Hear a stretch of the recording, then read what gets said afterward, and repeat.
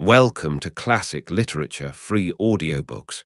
Today, we delve into Moby Dick, or The Whale by Herman Melville, a foundational piece of literature that has captivated imaginations since its publication. Settle in, clear your mind, and let the rich tapestry of this tale unfold around you. Now, let the story begin with Moby Dick, or The Whale, Chapter 1. Loomings, call me Ishmael. Some years ago, never mind how long precisely, having little or no money in my purse, and nothing particular to interest me on shore, I thought I would sail about a little and see the watery part of the world. It is a way I have of driving off the spleen and regulating the circulation. Whenever I find myself growing grim about the mouth, whenever it is a damp, drizzly November in my soul, whenever I find myself involuntarily pausing before coffin warehouses and bringing up the rear of every funeral I meet, and especially whenever my hypos get such an upper hand of me that it requires a strong moral principle to prevent me from deliberately stepping into the street and methodically knocking people's hats off. Then I account it high time to get to sea as soon as I can. This is my substitute for pistol and ball. With a philosophical flourish, Cato throws himself upon his sword. I quietly take to the ship. There is nothing surprising in this. If they but knew it, almost all men in their degree, some time or other, cherish very nearly the same feelings towards the ocean with me. There now is your insular city of the Manhattoes, belted round by wharves as Indian isles by coral reefs. Commerce surrounds it with her surf. Right and left, the streets take you waterward. Its extreme downtown is the Battery, where that noble mole is washed by waves and cooled by breezes, which a few hours previous were out of sight of land. Look at the crowds of water-gazers there. Circumambulate the city of a dreamy Sabbath afternoon. Go from Collier's Hook to Coenties Slip, and from thence, by Whitehall, northward. What do you see? Posted like silent sentinels all around the town, stand thousands upon thousands of mortal men fixed in ocean reveries. Some leaning against the spiles, some seated upon the pier heads, some looking over the bulwarks of ships from China, some high aloft in the rigging, as if striving to get a still better seaward peep. But these are all landsmen, of weekdays pent up in lath and plaster, tied to counters, nailed to benches, clinched to desks. How then is this? Are the green fields gone? What do they hear? But look, here come more crowds, pacing straight for the water and seemingly bound for a dive. Strange. Nothing will content them but the extremest limit of the land. Loitering under the shady lee of yonder warehouses will not suffice. No, they must get just as nigh the water as they possibly can without falling in. And there they stand, miles of them, leagues. Inlanders all, they come from lanes and alleys, streets and avenues, north, east, south, and west. Yet here they all unite. Tell me, does the magnetic virtue of the needles of the compasses of all those ships attract them thither? Once more, say you are in the country, in some high land of lakes. Take almost any path you please, and 10 to 1 it carries you down in a dale and leaves you there by a pool in the stream. There is magic in it. Let the most absent-minded of men be plunged in his deepest reveries. Stand that man on his legs, set his feet a-going, and he will infallibly lead you to water, if water there be in all that region. Should you ever be athirst in the great American desert, try this experiment if your caravan happen to be supplied with a metaphysical professor. Yes, as everyone knows, meditation and water are wedded forever. But here is an artist. He desires to paint you the dreamiest, shadiest, quietest, most enchanting bit of romantic landscape in all the valley of the Sarco. What is the chief element he employs? There stand his trees, each with a hollow trunk, as if a hermit and a crucifix were within. And here sleeps his meadow, and there sleep his cattle. And up from yonder cottage goes a sleepy smoke. Deep into distant woodlands winds a mazy way, reaching to overlapping spurs of mountains bathed in their hillside blue. But though the picture lies thus tranced, and though this pine tree shakes down its sighs like leaves upon this shepherd's head, yet all were vain, unless the shepherd's eye were fixed upon the magic stream before him. Go visit the prairies in June, when for scores on scores of miles you wade knee-deep among tiger lilies. What is the one charm wanting? Water. There is not a drop of water there. Were Niagara but a cataract of sand, would you travel your 1,000 miles to see it? Why did the poor poet of Tennessee, upon suddenly receiving 2 handfuls of silver, deliberate whether to buy him a coat, which he sadly needed, or invest his money in a pedestrian trip to Rockaway Beach? Why is almost every robust, healthy boy with a robust, healthy soul in him at some time or other crazy to go to sea? Why upon your first voyage as a passenger did you yourself feel such a mystical vibration, when first told that you and your ship were now out of sight of land? Why did the old Persians hold the sea holy? Why did the Greeks give it a separate deity and own brother of Jove? Surely all this is not without meaning. And still deeper the meaning of that story of Narcissus, who, because he could not grasp the tormenting, mild image he saw in the fountain, plunged into it and was drowned. But that same image we ourselves see in all rivers and oceans. It is the image of the ungraspable phantom of life, and this is the key to it all. Now, when I say that I am in the habit of going to sea whenever I begin to grow hazy about the eyes and begin to be over-conscious of my lungs, I do not mean to have it inferred that I ever go to sea as a passenger. For to go as a passenger you must needs have a purse, and a purse is but a rag unless you have something in it. Besides, passengers get seasick, grow quarrelsome, don't sleep of nights, do not enjoy themselves much, as a general thing. No, I never go as a passenger, nor, though I am something of a salt, do I ever go to sea as a commodore, or a captain, or a cook. I abandon the glory and distinction of such offices to those who like them. For my part, I abominate all honourable respectable toils, trials, and tribulations of every kind whatsoever. It is quite as much as I can do to take care of myself, without taking care of ships, barks, brigs, schooners, and what not. And as for going as cook, though I confess there is considerable glory in that, a cook being a sort of officer on shipboard, yet somehow I never fancied broiling fowls, though once broiled, judiciously buttered, and judgmatically salted and peppered. There is no one who will speak more respectfully, not to say reverentially, of a broiled fowl than I will. It is out of the idolatrous dotings of the old Egyptians upon broiled ibis and roasted river horse that you see the mummies of those creatures in their huge bake houses, the pyramids. No, when I go to sea, I go as a simple sailor, right before the mast, plumb down into the forecastle, aloft there to the royal masthead. True, they rather order me about some, and make me jump from spar to spar, like a grasshopper in a May meadow. And at first, this sort of thing is unpleasant enough. It touches one's sense of honour, particularly if you come of an old established family in the land, the Van Rensselaers or Randolphs or Hardy-Canutes.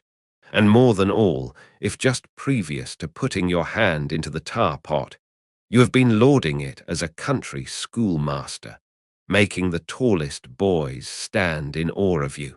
The transition is a keen one, I assure you, from a schoolmaster to a sailor, and requires a strong decoction of Seneca and the Stoics to enable you to grin and bear it. But even this wears off in time. What of it if some old hunks of a sea captain orders me to get a broom and sweep down the decks? What does that indignity amount to, weighed, I mean, in the scales of the New Testament? Do you think the Archangel Gabriel thinks anything the less of me because I promptly and respectfully obey that old hunks in that particular instance? Who ain't a slave? Tell me that. Well then, however the old sea captains may order me about, however they may thump and punch me about, I have the satisfaction of knowing that it is all right, that everybody else is one way or other served in much the same way, either in a physical or metaphysical point of view, that is. And so the universal thump is passed round, and all hands should rub each other's shoulder blades and be content.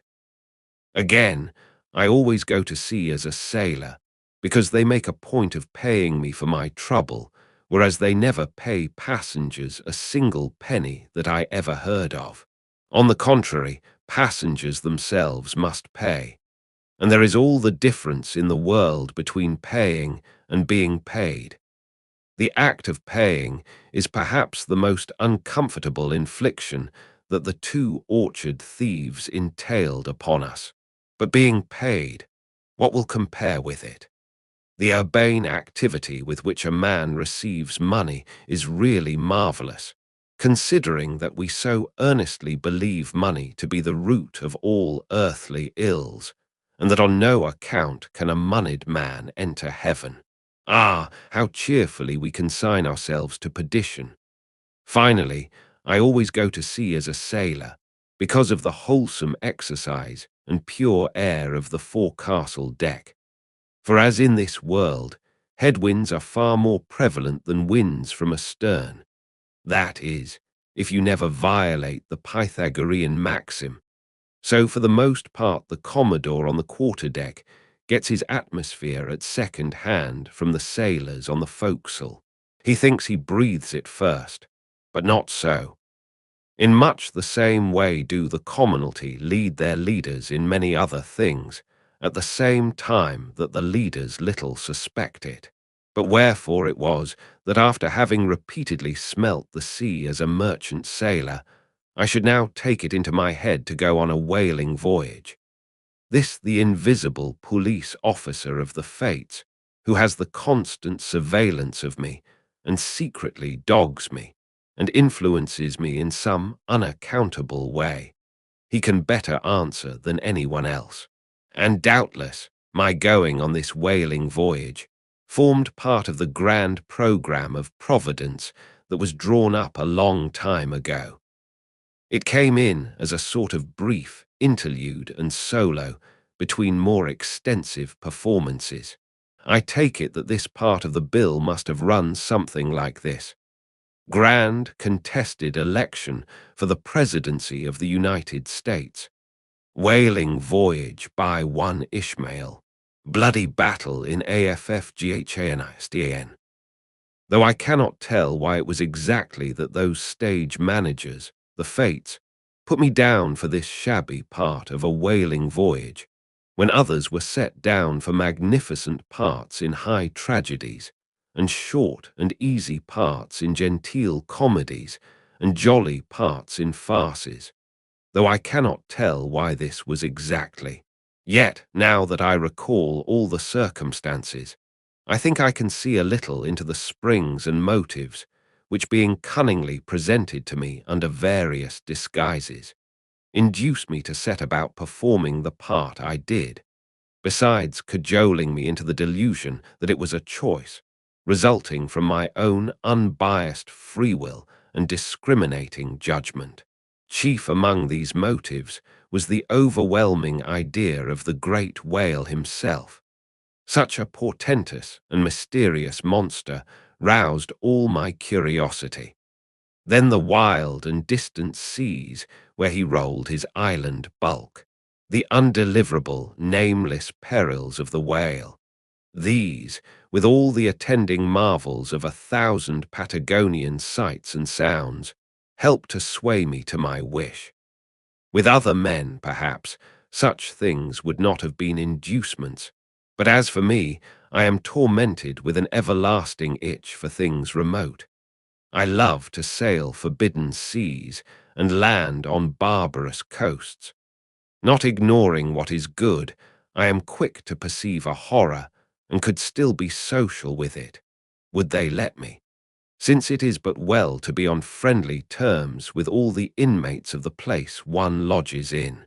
By reason of these things, then, the whaling voyage was welcome. The great floodgates of the wonder world swung open, and in the wild conceits that swayed me to my purpose, two and two there floated into my inmost soul endless processions of the whale, and mid most of them all, one grand hooded phantom, like a snow hill in the air. Next chapter, chapter 2, the carpet bag. I stuffed a shirt or two into my old carpet bag, tucked it under my arm, and started for Cape Horn and the Pacific. Quitting the good city of Old Manhattan, I duly arrived in New Bedford. It was a Saturday night in December. Much was I disappointed upon learning that the little packet for Nantucket had already sailed, and that no way of reaching that place would offer till the following Monday, as most young candidates for the pains and penalties of whaling stop at this same New Bedford, thence to embark on their voyage. It may as well be related that I, for one, had no idea of so doing, for my mind was made up to sail in no other than a Nantucket craft, because there was a fine, boisterous something about everything connected with that famous old island, which amazingly pleased me. Besides, though New Bedford has of late been gradually monopolizing the business of whaling, and though in this matter poor old Nantucket is now much behind her, yet Nantucket was her great original, the Tyre of this Carthage, the place where the first dead American whale was stranded. Where else but from Nantucket did those aboriginal whalemen, the red men, first sally out in canoes to give chase to the Leviathan? And where but from Nantucket, too, did that first adventurous little sloop put forth, partly laden with imported cobblestones? So goes the story, to throw at the whales, in order to discover when they were nigh enough to risk a harpoon from the bowsprit. Now having a night, a day, and still another night following before me in New Bedford, ere I could embark for my destined port, it became a matter of concernment where I was to eat and sleep meanwhile. It was a very dubious-looking, nay, a very dark and dismal night, bitingly cold and cheerless. I knew no one in the place. With anxious grapnels I had sounded my pocket, and only brought up a few pieces of silver. So, wherever you go, Ishmael, said I to myself, as I stood in the middle of a dreary street shouldering my bag, and comparing the gloom towards the north with the darkness towards the south. Wherever in your wisdom you may conclude to lodge for the night, my dear Ishmael, be sure to inquire the price, and don't be too particular. With halting steps I paced the streets, and passed the sign of the crossed harpoons, but it looked too expensive and jolly there. Further on, from the bright red windows of the Swordfish Inn, there came such fervent rays that it seemed to have melted the packed snow and ice from before the house, for everywhere else the congealed frost lay 10 inches thick in a hard, asphaltic pavement. Rather weary for me, when I struck my foot against the flinty projections, because from hard, remorseless service The soles of my boots were in a most miserable plight. Too expensive and jolly, again thought I, pausing one moment to watch the broad glare in the street and hear the sounds of the tinkling glasses within. But go on, Ishmael, said I at last. Don't you hear? Get away from before the door. Your patched boots are stopping the way. So on I went. I now by instinct followed the streets that took me waterward, for there doubtless were the cheapest, if not the cheeriest inns. Such dreary streets, blocks of blackness, not houses, on either hand, and here and there a candle, like a candle moving about in a tomb. At this hour of the night, of the last day of the week, that quarter of the town proved all but deserted.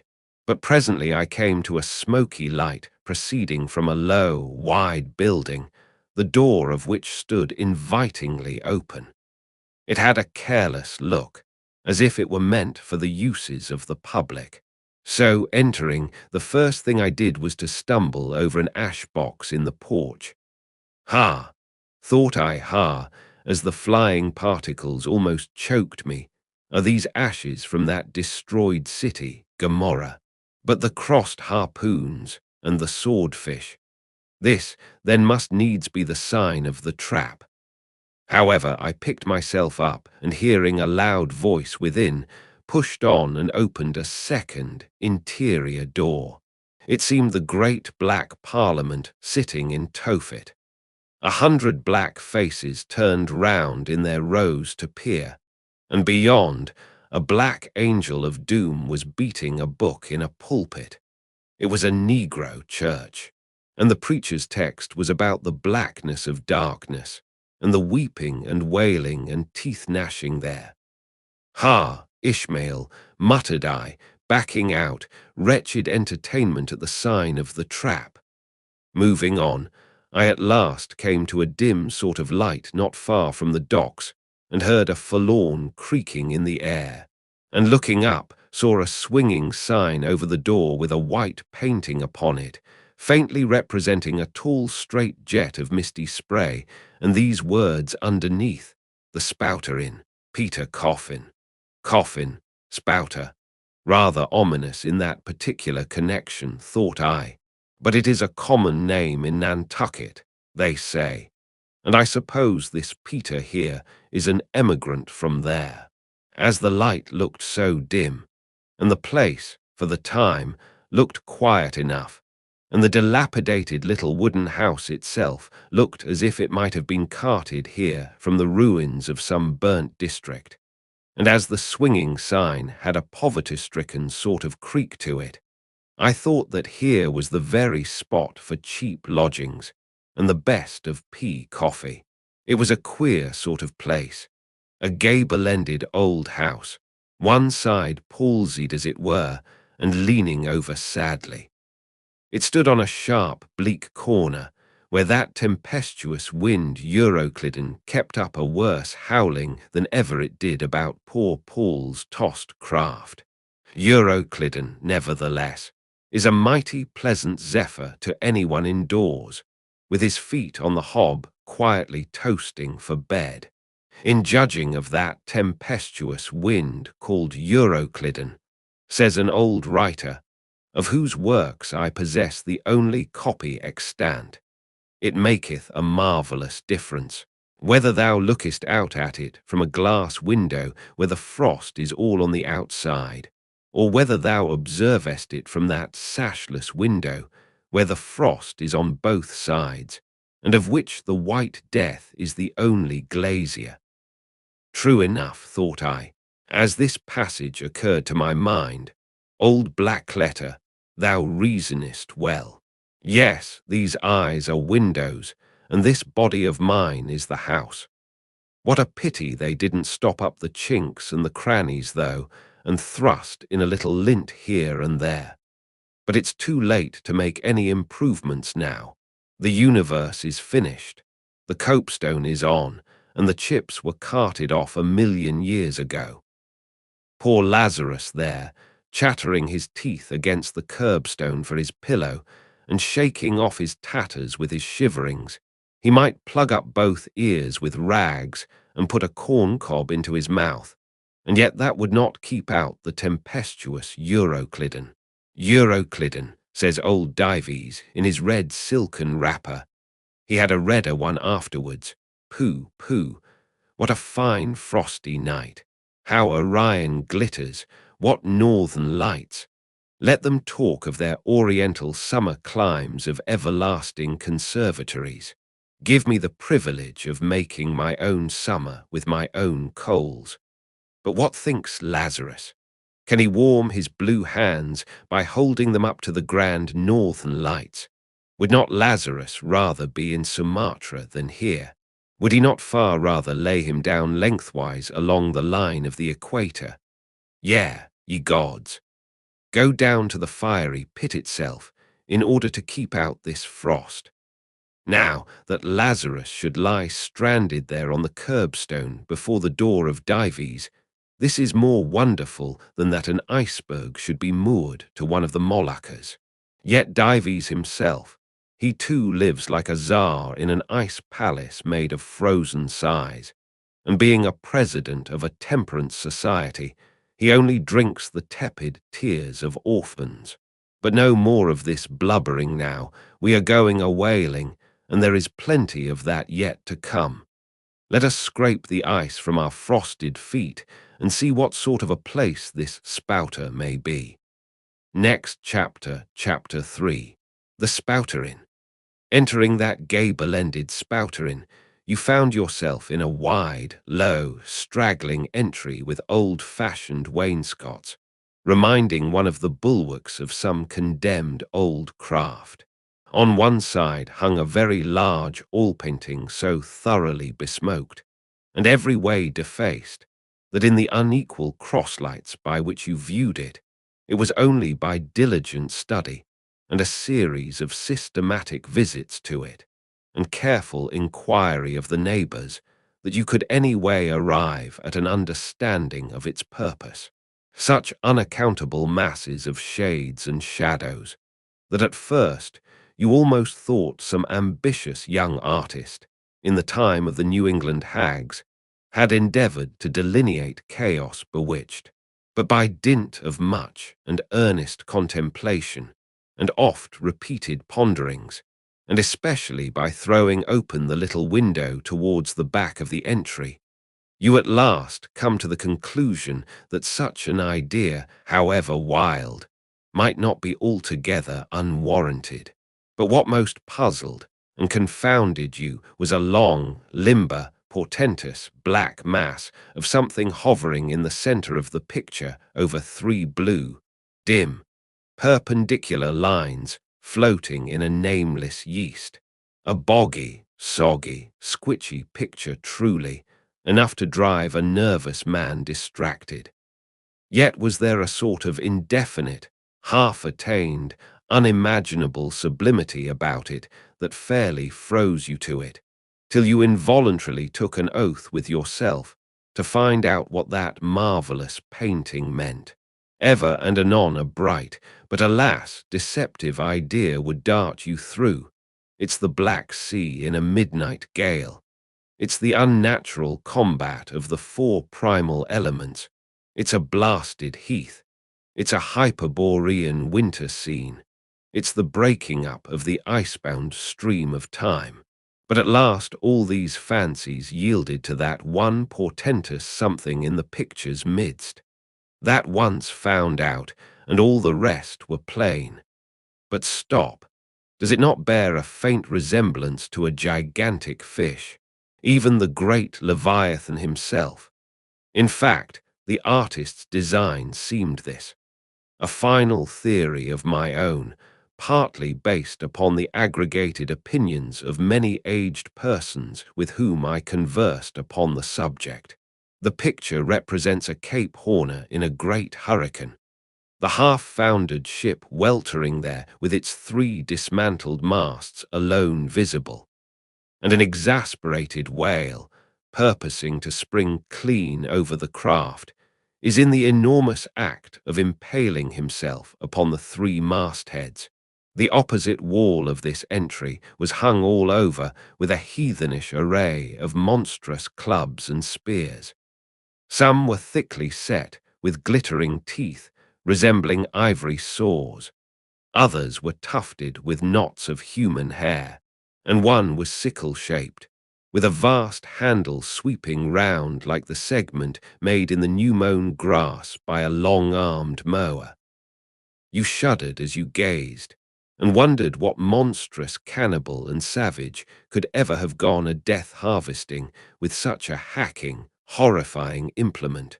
Mixed with these were rusty old whaling lances and harpoons, all broken and deformed. Some were storied weapons. With this once long lance, now wildly elbowed, 50 years ago did Nathan Swain kill 15 whales between a sunrise and a sunset, and that harpoon, so like a corkscrew now, was flung in Javan seas and run away with by a whale, years afterwards slain off the Cape of Blanco. The original iron entered nigh the tail, and like a restless needle sojourning in the body of a man, travelled full 40 feet, and at last was found embedded in the hump. Crossing this dusky entry, and on through yon low-arched way, cut through what in old times must have been a great central chimney with fireplaces all round, you enter the public room. A still duskier place is this, with such low ponderous beams above, and such old wrinkled planks beneath, that you would almost fancy you trod some old craft's cockpits, especially of such a howling night, when this corner-anchored old ark rocked so furiously.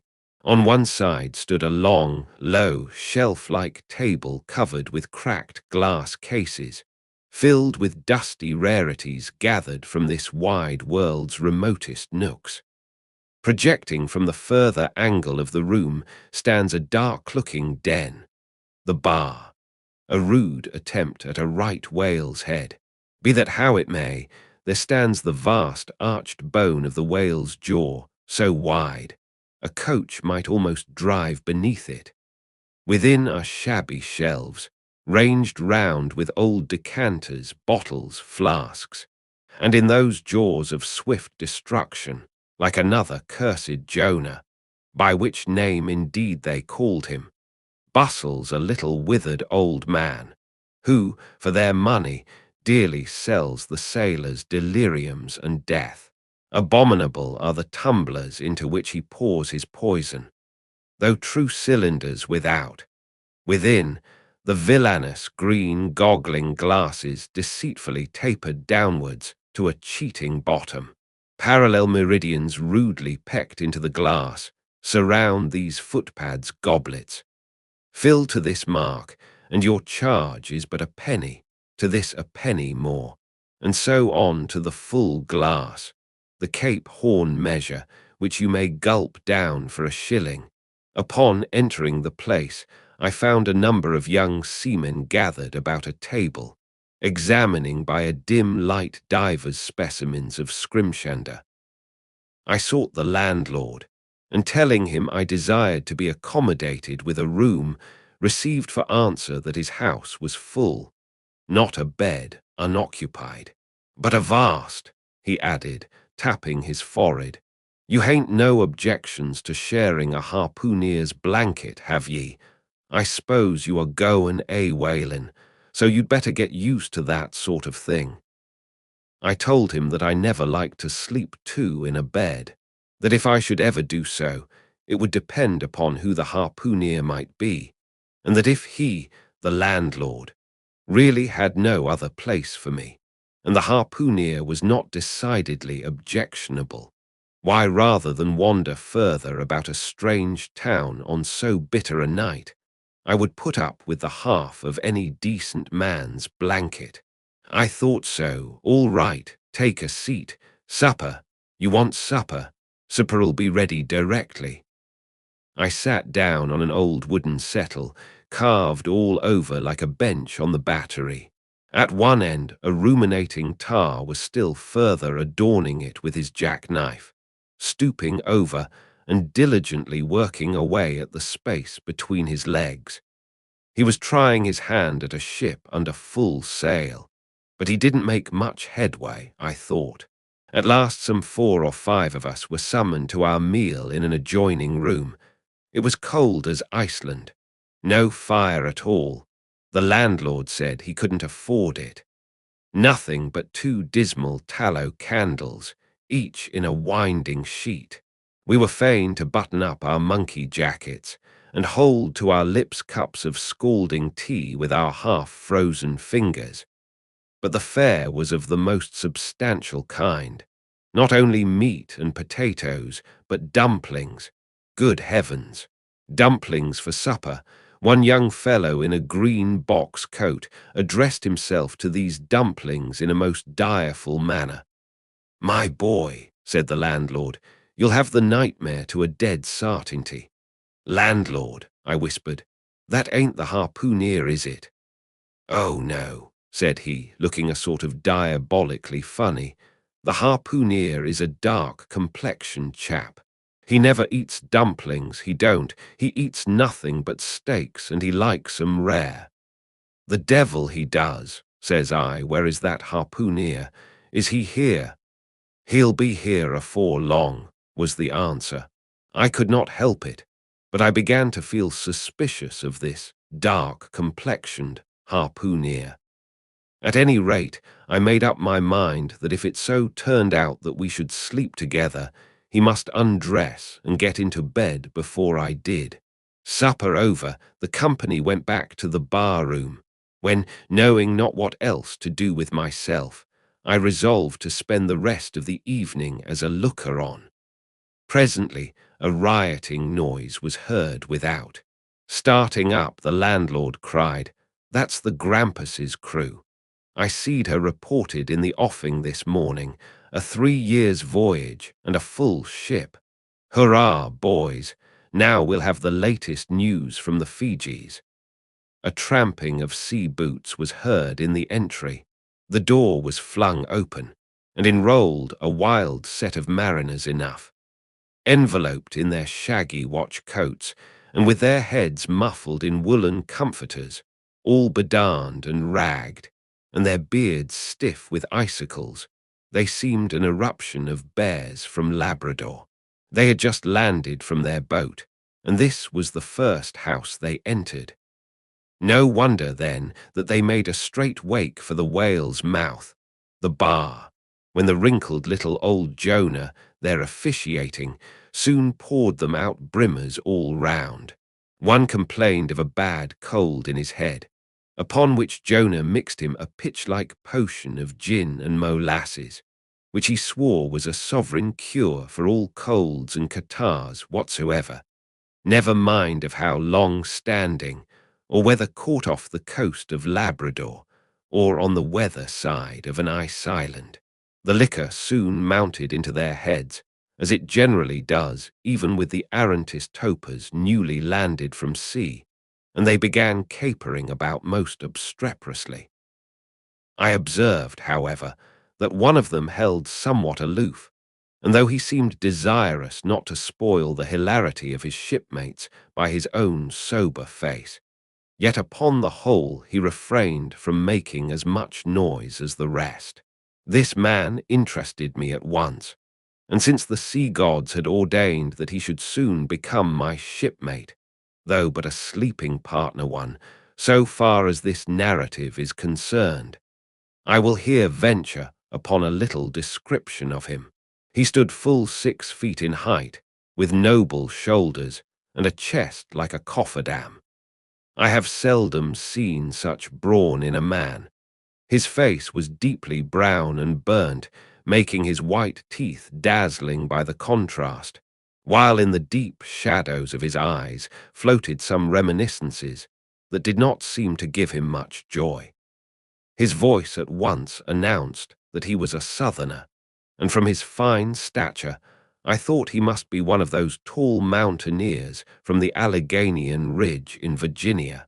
When the revelry of his companions had mounted to its height, this man slipped away unobserved, and I saw no more of him till he became my comrade on the sea. In a few minutes, however, he was missed by his shipmates, and being, it seems, for some reason a huge favourite with them, they raised a cry of Bulkington. Bulkington, where's Bulkington? And darted out of the house in pursuit of him. It was now about 9 o'clock, and the room seeming almost supernaturally quiet after these orgies, I began to congratulate myself upon a little plan that had occurred to me just previous to the entrance of the seamen. No man prefers to sleep two in a bed.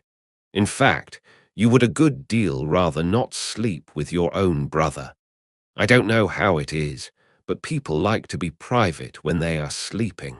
And when it comes to sleeping with an unknown stranger, in a strange inn, in a strange town, and that stranger a harpooner, then your objections indefinitely multiply.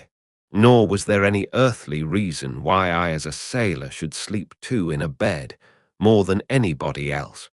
For sailors no more sleep two in a bed at sea than bachelor kings do ashore. To be sure, they all sleep together in one apartment, but you have your own hammock, and cover yourself with your own blanket, and sleep in your own skin. The more I pondered over this harpooner, the more I abominated the thought of sleeping with him. It was fair to presume that being a harpooner, his linen or woolen, as the case might be, would not be of the tidiest, certainly none of the finest. I began to twitch all over. Besides, it was getting late, and my decent harpooner ought to be home and going bedwards. Suppose now he should tumble in upon me at midnight.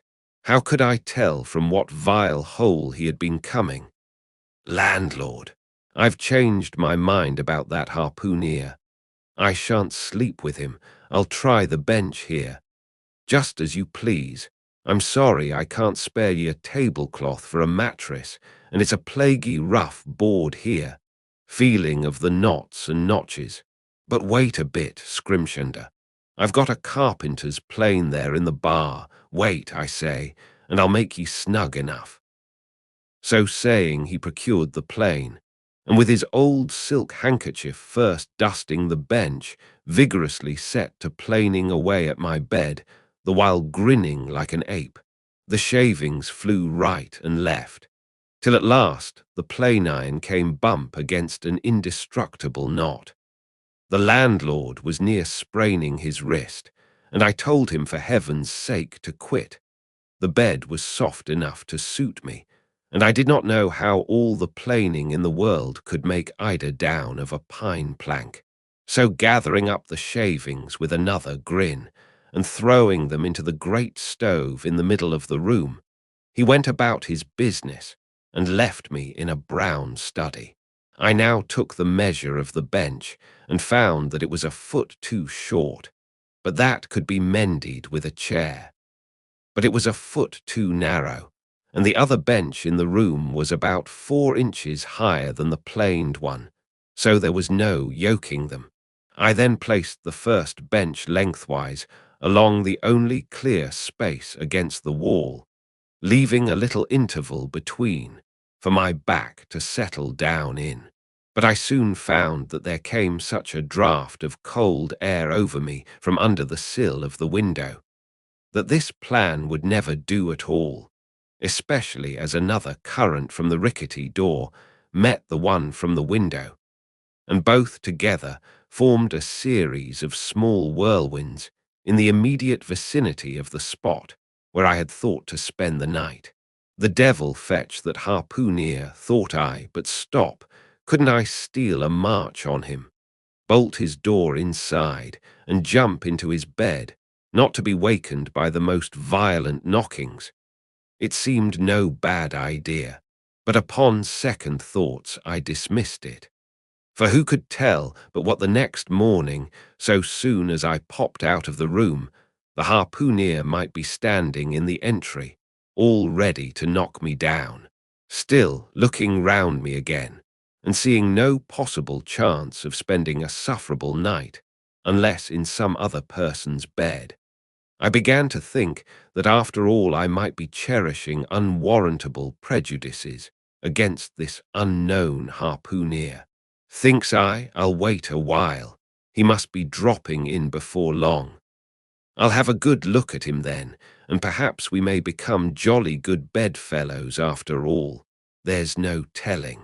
But though the other boarders kept coming in by ones, twos, and threes, and going to bed, yet no sign of my harpooner. "Landlord," said I, "what sort of a chap is he? Does he always keep such late hours?" It was now hard upon 12 o'clock. The landlord chuckled again with his lean chuckle, and seemed to be mightily tickled at something beyond my comprehension. "No," he answered. "Generally he's an early bird, early to bed and early to rise. Yes, he's the bird what catches the worm. But tonight he went out a-peddling, you see, and I don't see what on earth keeps him so late, unless, may be, he can't sell his head." "Can't sell his head? What sort of a bamboozingly story is this you are telling me?" Getting into a towering rage. "Do you pretend to say, landlord, that this harpooner is actually engaged this blessed Saturday night, or rather Sunday morning, in peddling his head around this town?" "That's precisely it," said the landlord, "and I told him he couldn't sell it here, the market's overstocked." "With what?" shouted I. "With heads, to be sure. Ain't there too many heads in the world? I tell you what it is, landlord," said I quite calmly, "you'd better stop spinning that yarn to me. I'm not green." "Maybe not," taking out a stick and whittling a toothpick, "but I rather guess you'll be done brown if that 'ere harpooner hears you a-slanderin' his head." "I'll break it for him," said I, now flying into a passion again at this unaccountable farrago of the landlord's. "It's broke already," said he. "Broke," said I. "Broke, do you mean?" "Sartain, and that's the very reason he can't sell it, I guess." "Landlord," said I, going up to him as cool as MT. "Heckler in a snowstorm. Landlord, stop whittling. You and I must understand one another, and that too without delay. I come to your house and want a bed. You tell me you can only give me half a one, that the other half belongs to a certain harpooner. And about this harpooner, whom I have not yet seen, you persist in telling me the most mystifying and exasperating stories, tending to beget in me an uncomfortable feeling towards the man whom you design for my bedfellow. A sort of connection, landlord, which is an intimate and confidential one in the highest degree. I now demand of you to speak out and tell me who and what this harpooner is, and whether I shall be in all respects safe to spend the night with him. And in the first place, you will be so good as to unsay that story about selling his head, which if true I take to be good evidence that this harpooner is stark mad, and I've no idea of sleeping with a madman. And you, sir, you I mean, landlord, you, sir, by trying to induce me to do so knowingly, would thereby render yourself liable to a criminal prosecution." "Wall," said the landlord, fetching a long breath. "That's a purty long sarmon for a chap that rips a little now and then. But be easy, be easy. This here harpooner I have been tellin'. You has just arrived from the South Seas, where he bought up a lot of balmed New Zealand heads, great curios, you know.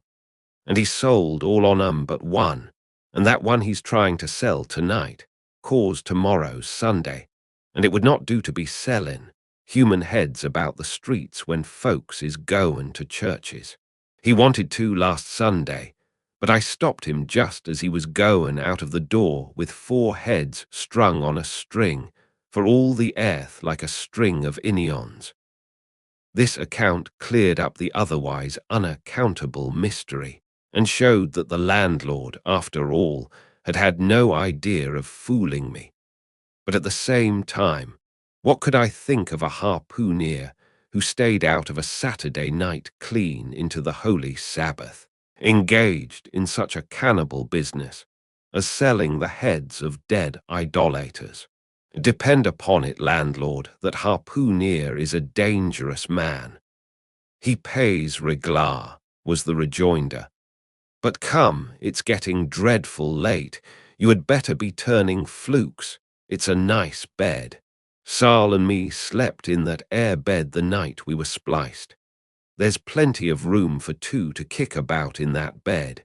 It's an almighty big bed, that. Why, afore we give it up, Sal used to put our Sam and little Johnny in the foot of it. But I got a dreaming and sprawling about one night, and somehow Sam got pitched on the floor and came near breaking his arm. Arter that, Sal said it wouldn't do. Come along here, I'll give ye a glim in a jiffy. And so saying, he lighted a candle and held it towards me, offering to lead the way. But I stood irresolute. When looking at a clock in the corner, he exclaimed, "I vum it's Sunday. You won't see that harpooneer tonight. He's come to anchor somewhere. Come along then, do come. Won't ye come?" I considered the matter a moment, and then upstairs we went, and I was ushered into a small room, cold as a clam, and furnished, sure enough, with a prodigious bed, almost big enough indeed for any 4 harpooneers to sleep abreast. "There," said the landlord, placing the candle on a crazy old sea chest that did double duty as a wash-stand and centre table. "There, make yourself comfortable now, and good night to ye." I turned round from eyeing the bed, but he had disappeared. Folding back the counterpane, I stooped over the bed. Though none of the most elegant, it yet stood the scrutiny tolerably well. I then glanced round the room, and besides the bedstead and centre table, could see no other furniture belonging to the place, but a rude shelf, the 4 walls, and a papered fireboard representing a man striking a whale. Of things not properly belonging to the room, there was a hammock lashed up and thrown upon the floor in one corner. Also a large seaman's bag containing the harpooneer's wardrobe, no doubt in lieu of a land trunk. Likewise, there was a parcel of outlandish bone fish hooks on the shelf over the fireplace, and a tall harpoon standing at the head of the bed. But what is this on the chest? I took it up, and held it close to the light, and felt it, and smelt it, and tried every way possible to arrive at some satisfactory conclusion concerning it. I can compare it to nothing but a large doormat, ornamented at the edges with little tinkling tags, something like the stained porcupine quills round an Indian moccasin. There was a hole or slit in the middle of this mat, as you see the same in South American ponchos. But could it be possible that any sober harpooneer would get into a doormat and parade the streets of any Christian town in that sort of guise? I put it on to try it, and it weighed me down like a hamper, being uncommonly shaggy and thick, and I thought a little damp, as though this mysterious harpooneer had been wearing it of a rainy day. I went up in it to a bit of glass stuck against the wall, and I never saw such a sight in my life. I tore myself out of it in such a hurry that I gave myself a kink in the neck. I sat down on the side of the bed and commenced thinking about this head-peddling harpooneer and his door-mat. After thinking some time on the bedside, I got up and took off my monkey jacket, and then stood in the middle of the room thinking. I then took off my coat, and thought a little more in my shirt sleeves, but beginning to feel very cold now, half undressed as I was, and remembering what the landlord said about the harpooneers not coming home at all that night, it being so very late, I made no more ado, but jumped out of my pantaloons and boots, and then blowing out the light tumbled into bed, and commended myself to the care of heaven. Whether that mattress was stuffed with corn cobs or broken crockery, there is no telling, but I rolled about a good deal and could not sleep for a long time. At last I slid off into a light doze, and had pretty nearly made a good offing towards the land of Nod, when I heard a heavy footfall in the passage, and saw a glimmer of light come into the room from under the door. Lord save me, thinks I, that must be the harpooner, the infernal head peddler. But I lay perfectly still, and resolved not to say a word till spoken to, holding a light in one hand, and that identical New Zealand head in the other. The stranger entered the room, and without looking towards the bed, placed his candle a good way off from me on the floor in one corner, and then began working away at the knotted cords of the large bag I before spoke of as being in the room. I was all eagerness to see his face, but he kept it averted for some time while employed in unlacing the bag's mouth. This accomplished, however, he turned round, when, good heavens, what a sight, such a face! It was of a dark, purplish, yellow colour, here and there stuck over with large, blackish-looking squares. Yes, it's just as I thought, he's a terrible bedfellow. He's been in a fight, got dreadfully cut, and here he is, just from the surgeon. But at that moment, he chanced to turn his face so towards the light that I plainly saw they could not be sticking plasters at all, those black squares on his cheeks. They were stains of some sort or other. At first I knew not what to make of this, but soon an inkling of the truth occurred to me.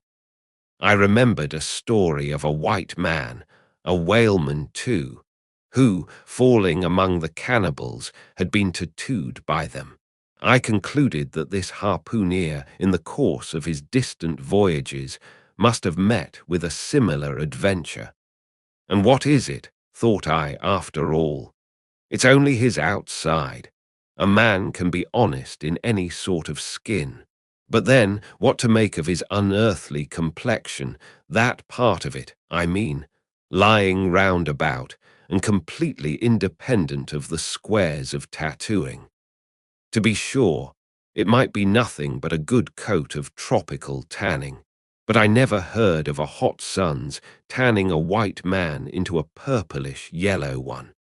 However, I had never been in the South Seas, and perhaps the sun there produced these extraordinary effects upon the skin. Now, while all these ideas were passing through me like lightning, this harpooner never noticed me at all. But after some difficulty having opened his bag, he commenced fumbling in it, and presently pulled out a sort of tomahawk and a sealskin wallet with the hair on. Placing these on the old chest in the middle of the room, he then took the New Zealand head, a ghastly thing enough, and crammed it down into the bag. He now took off his hat, a new beaver hat, when I came nigh singing out with fresh surprise. There was no hair on his head, none to speak of at least, nothing but a small scalp knot twisted up on his forehead. His bald, purplish head now looked for all the world like a mildewed skull. Had not the stranger stood between me and the door, I would have bolted out of it quicker than ever I bolted a dinner. Even as it was, I thought something of slipping out of the window, but it was the second floor back. I am no coward, but what to make of this head-peddling purple rascal altogether past my comprehension.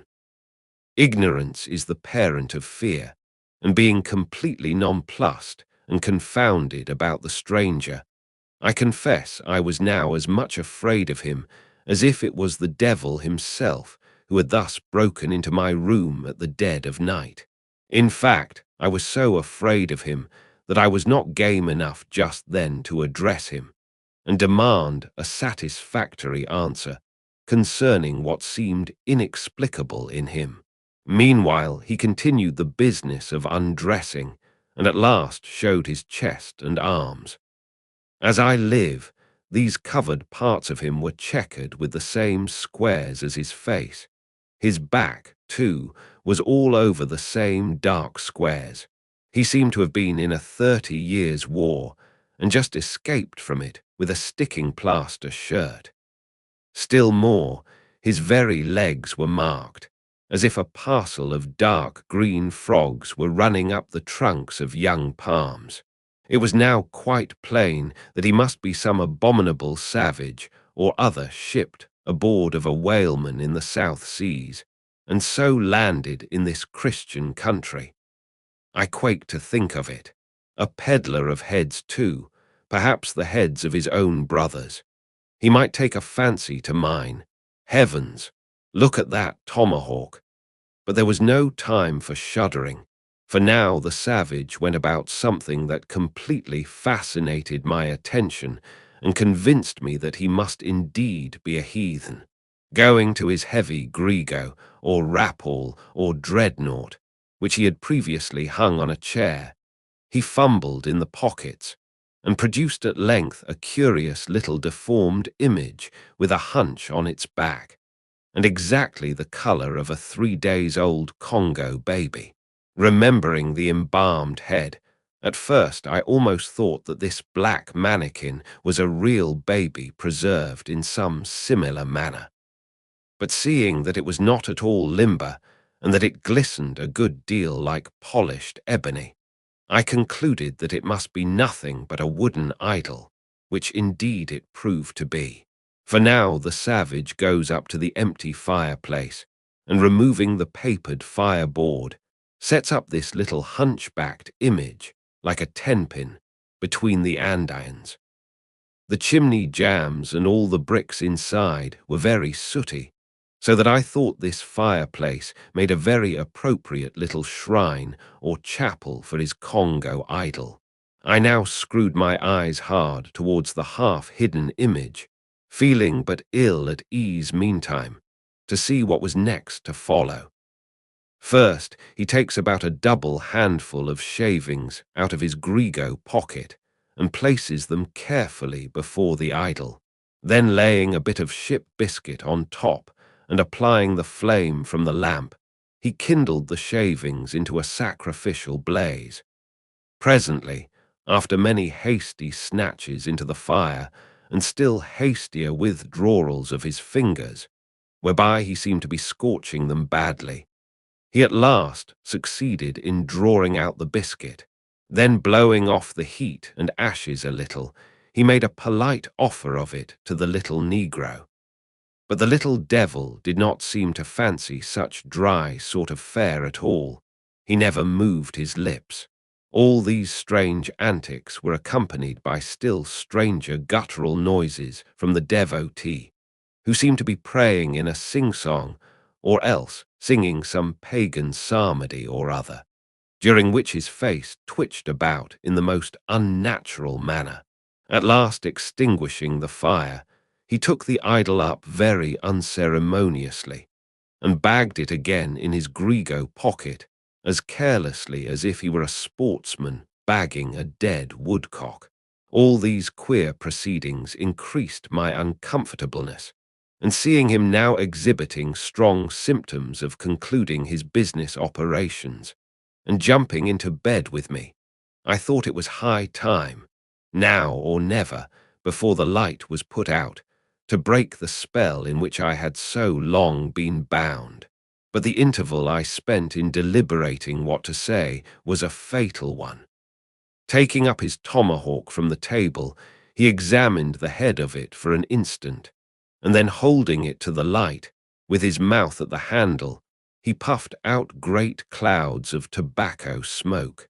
The next moment the light was extinguished, and this wild cannibal, tomahawk between his teeth, sprang into bed with me. I sang out. I could not help it now, and giving a sudden grunt of astonishment, he began feeling me.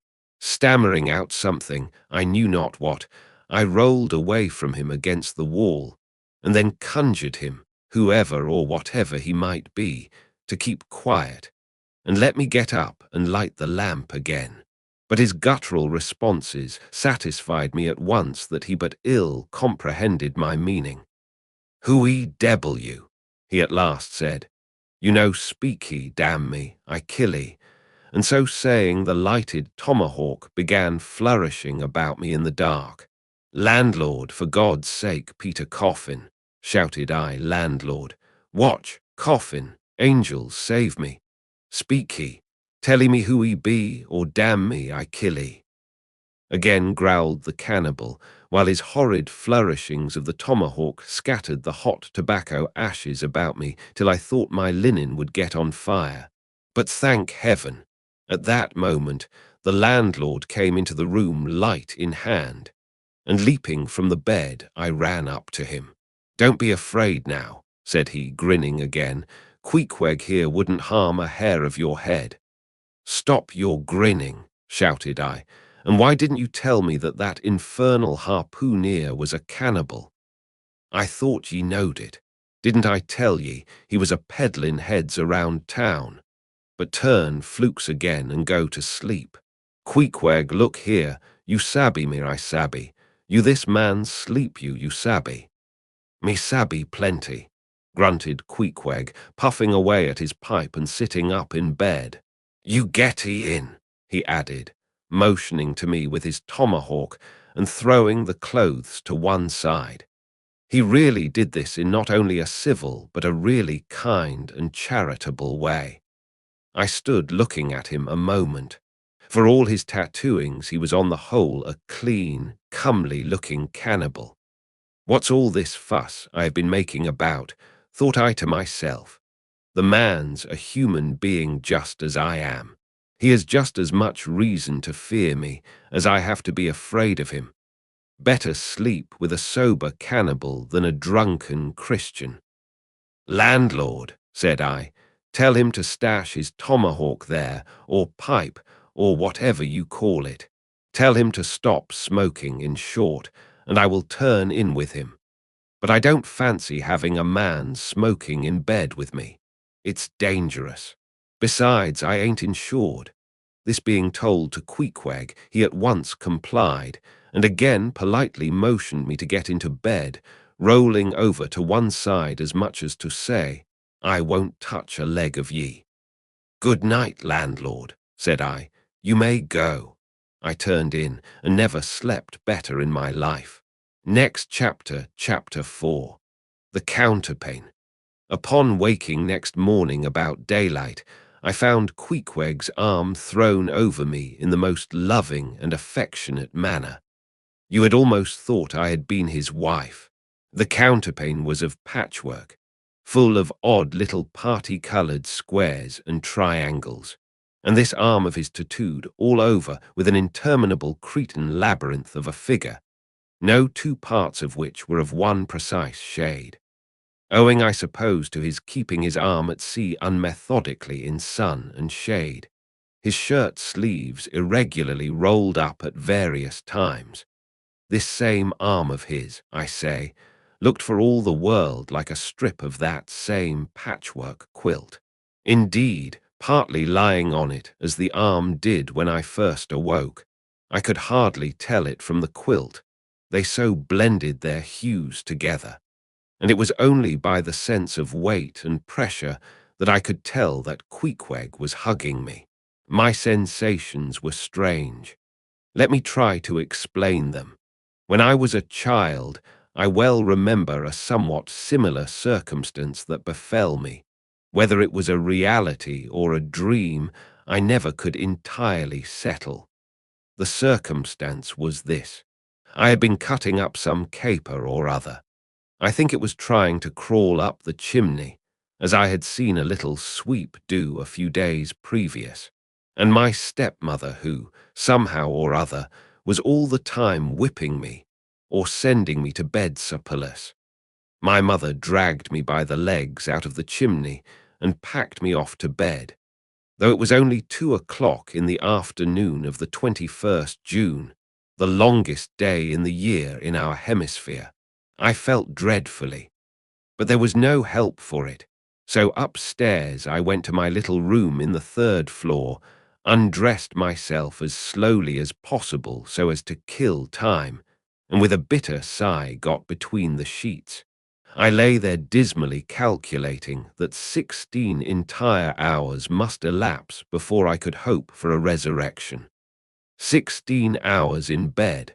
The small of my back ached to think of it, and it was so light too. The sun shining in at the window, and a great rattling of coaches in the streets, and the sound of gay voices all over the house. I felt worse and worse. At last I got up, dressed, and softly going down in my stockinged feet, sought out my stepmother, and suddenly threw myself at her feet, beseeching her as a particular favour to give me a good slippering for my misbehaviour. Anything, indeed, but condemning me to lie abed such an unendurable length of time. But she was the best and most conscientious of stepmothers, and back I had to go to my room. For several hours I lay there broad awake, feeling a great deal worse than I have ever done since, even from the greatest subsequent misfortunes. At last I must have fallen into a troubled nightmare of a doze, and slowly waking from it, half steeped in dreams, I opened my eyes, and the before sunlit room was now wrapped in outer darkness. Instantly I felt a shock running through all my frame. Nothing was to be seen, and nothing was to be heard, but a supernatural hand seemed placed in mine. My arm hung over the counterpane, and the nameless, unimaginable, silent form or phantom to which the hand belonged seemed closely seated by my bedside.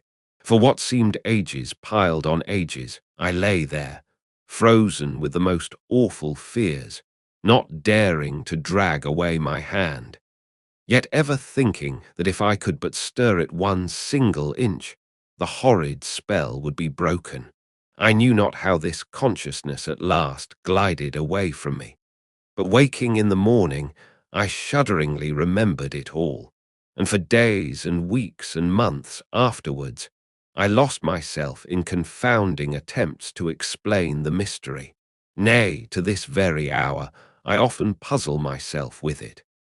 Now, take away the awful fear, and my sensations at feeling the supernatural hand in mine were very similar in their strangeness to those which I experienced on waking up and seeing Queequeg's pagan arm thrown round me.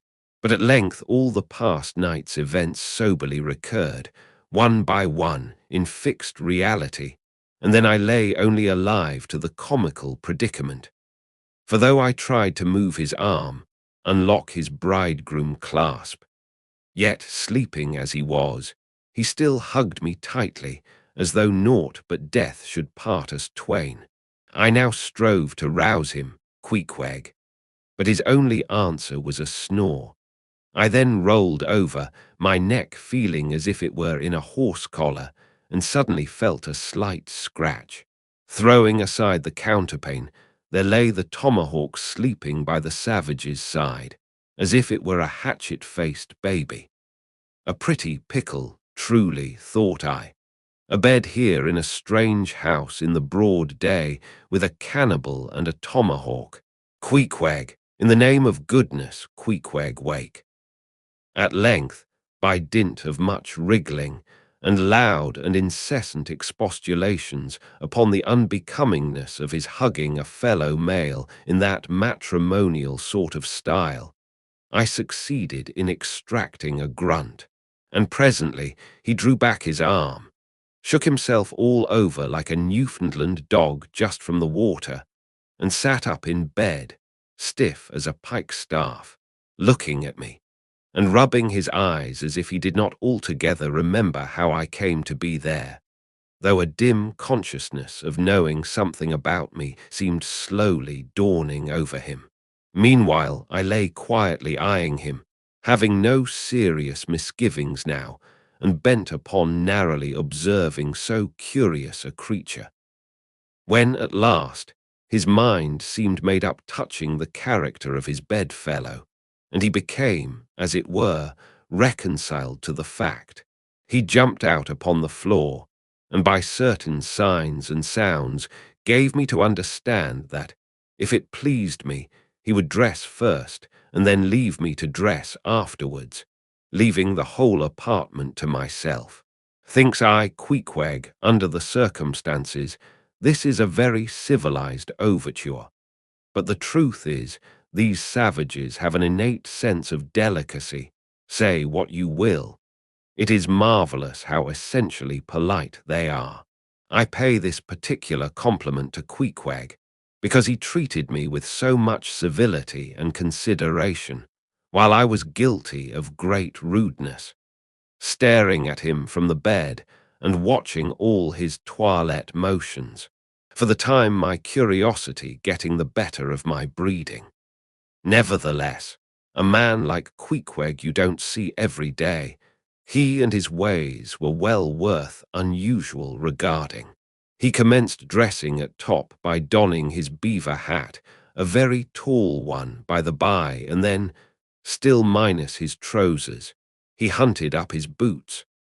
What under the heavens he did it for I cannot tell, but his next movement was to crush himself, boots in hand and hat on, under the bed, when, from sundry violent gaspings and strainings, I inferred he was hard at work booting himself, though by no law of propriety that I ever heard of is any man required to be private when putting on his boots. But Queequeg, do you see, was a creature in the transition stage, neither caterpillar nor butterfly. He was just enough civilized to show off his outlandishness in the strangest possible manners. His education was not yet completed. He was an undergraduate. If he had not been a small degree civilized, he very probably would not have troubled himself with boots at all. But then, if he had not been still a savage, he never would have dreamt of getting under the bed to put them on. At last he emerged with his hat very much dented and crushed down over his eyes, and began creaking and limping about the room, as if, not being much accustomed to boots, his pair of damp, wrinkled cowhide ones, probably not made to order either, rather pinched, and tormented him at the first go off of a bitter cold morning. Seeing now that there were no curtains to the window, and that the street being very narrow, the house opposite commanded a plain view into the room, and observing more and more the indecorous figure that Queequeg made, staving about with little else but his hat and boots on, I begged him as well as I could to accelerate his toilet somewhat, and particularly to get into his pantaloons as soon as possible. He complied, and then proceeded to wash himself. At that time in the morning any Christian would have washed his face, but Queequeg, to my amazement, contented himself with restricting his ablutions to his chest, arms, and hands. He then donned his waistcoat, and taking up a piece of hard soap on the washstand centre table, dipped it into water and commenced lathering his face. I was watching to see where he kept his razor, when lo and behold, he takes the harpoon from the bed corner, slips out the long wooden stock, unsheathes the head, wets it a little on his boot, and striding up to the bit of mirror against the wall, begins a vigorous scraping, or rather harpooning of his cheeks. Thinks I, Queequeg, this is using Rogers's best cutlery with a vengeance. Afterwards I wondered the less at this operation when I came to know of what fine steel the head of a harpoon is made, and how exceedingly sharp the long straight edges are always kept. The rest of his toilet was soon achieved, and he proudly marched out of the room, wrapped up in his great pilot monkey jacket, and sporting his harpoon like a marshal's baton. Next chapter, Chapter 5. Breakfast. I quickly followed suit, and descending into the bar-room, accosted the grinning landlord very pleasantly. I cherished no malice towards him, though he had been skylarking with me not a little in the matter of my bedfellow. However, a good laugh is a mighty good thing, and rather too scarce a good thing, the more's the pity. So, if any one man, in his own proper person, affords stuff for a good joke to anybody, let him not be backward, but let him cheerfully allow himself to spend and be spent in that way. And the man that has anything bountifully laughable about him, be sure there is more in that man than you perhaps think for. The bar-room was now full of the boarders who had been dropping in the night previous, and whom I had not as yet had a good look at.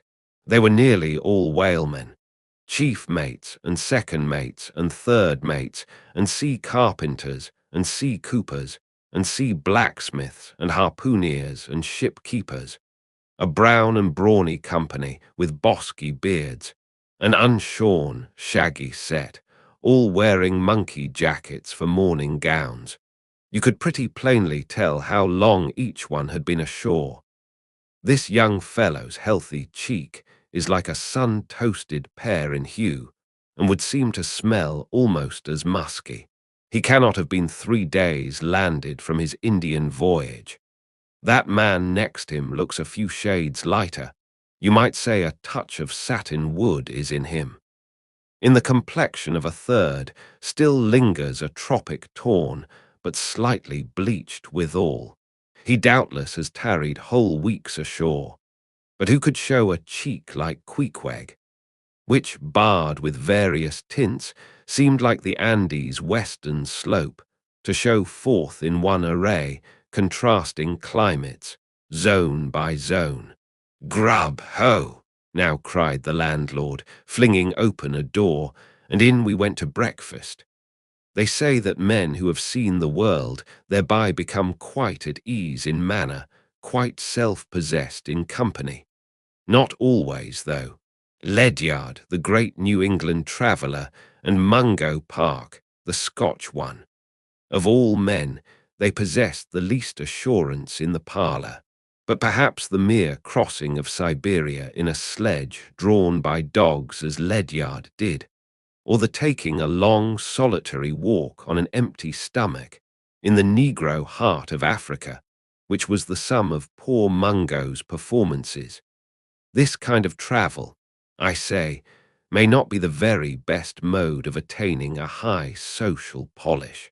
Still, for the most part, that sort of thing is to be had anywhere. These reflections just here are occasioned by the circumstance that after we were all seated at the table, and I was preparing to hear some good stories about whaling, to my no small surprise, nearly every man maintained a profound silence. And not only that, but they looked embarrassed. Yes, here were a set of sea dogs, many of whom without the slightest bashfulness had boarded great whales on the high seas, entire strangers to them, and duelled them dead without winking. And yet here they sat at a social breakfast table, all of the same calling, all of kindred tastes, looking round as sheepishly at each other as though they had never been out of sight of some sheepfold among the green mountains. A curious sight, these bashful bears, these timid warrior whalemen. But as for Queequeg, why, Queequeg sat there among them, at the head of the table, too, it so chanced, as cool as an icicle. To be sure, I cannot say much for his breeding.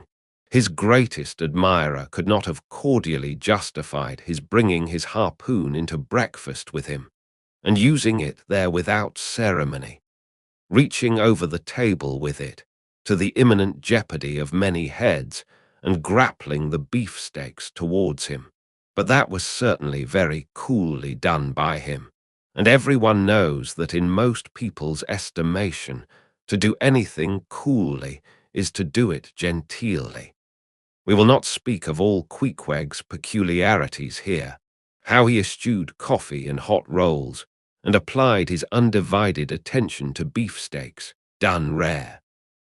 Enough that when breakfast was over, He withdrew like the rest into the public room, lighted his tomahawk pipe, and was sitting there quietly digesting and smoking with his inseparable hat on, when I sallied out for a stroll. Next chapter, chapter 6. The street. If I had been astonished at first, catching a glimpse of so outlandish an individual as Queequeg circulating among the polite society of a civilized town, that astonishment soon departed upon taking my first daylight stroll through the streets of New Bedford. In thoroughfares nigh the docks, any considerable seaport will frequently offer to view the queerest-looking nondescripts from foreign parts. Even in Broadway and Chestnut streets, Mediterranean mariners will sometimes jostle the affrighted ladies. Regent Street is not unknown to Lascars and Malays, and at Bombay, in the Apollo Green, live Yankees have often scared the natives. But New Bedford beats all Water Street and Wapping. In these last-mentioned haunts you see only sailors, but in New Bedford, actual cannibals stand chatting at street corners, savages outright, many of whom yet carry on their bones unholy flesh. It makes a stranger stare. But besides the Fijians, Tongatobuas, Aeromangoans, Panangians, and Brigians, and besides the wild specimens of the whaling craft which unheeded reel about the streets, you will see other sights still more curious, certainly more comical. There weekly arrive in this town scores of green Vermonters and New Hampshire men, all athirst for gain and glory in the fishery.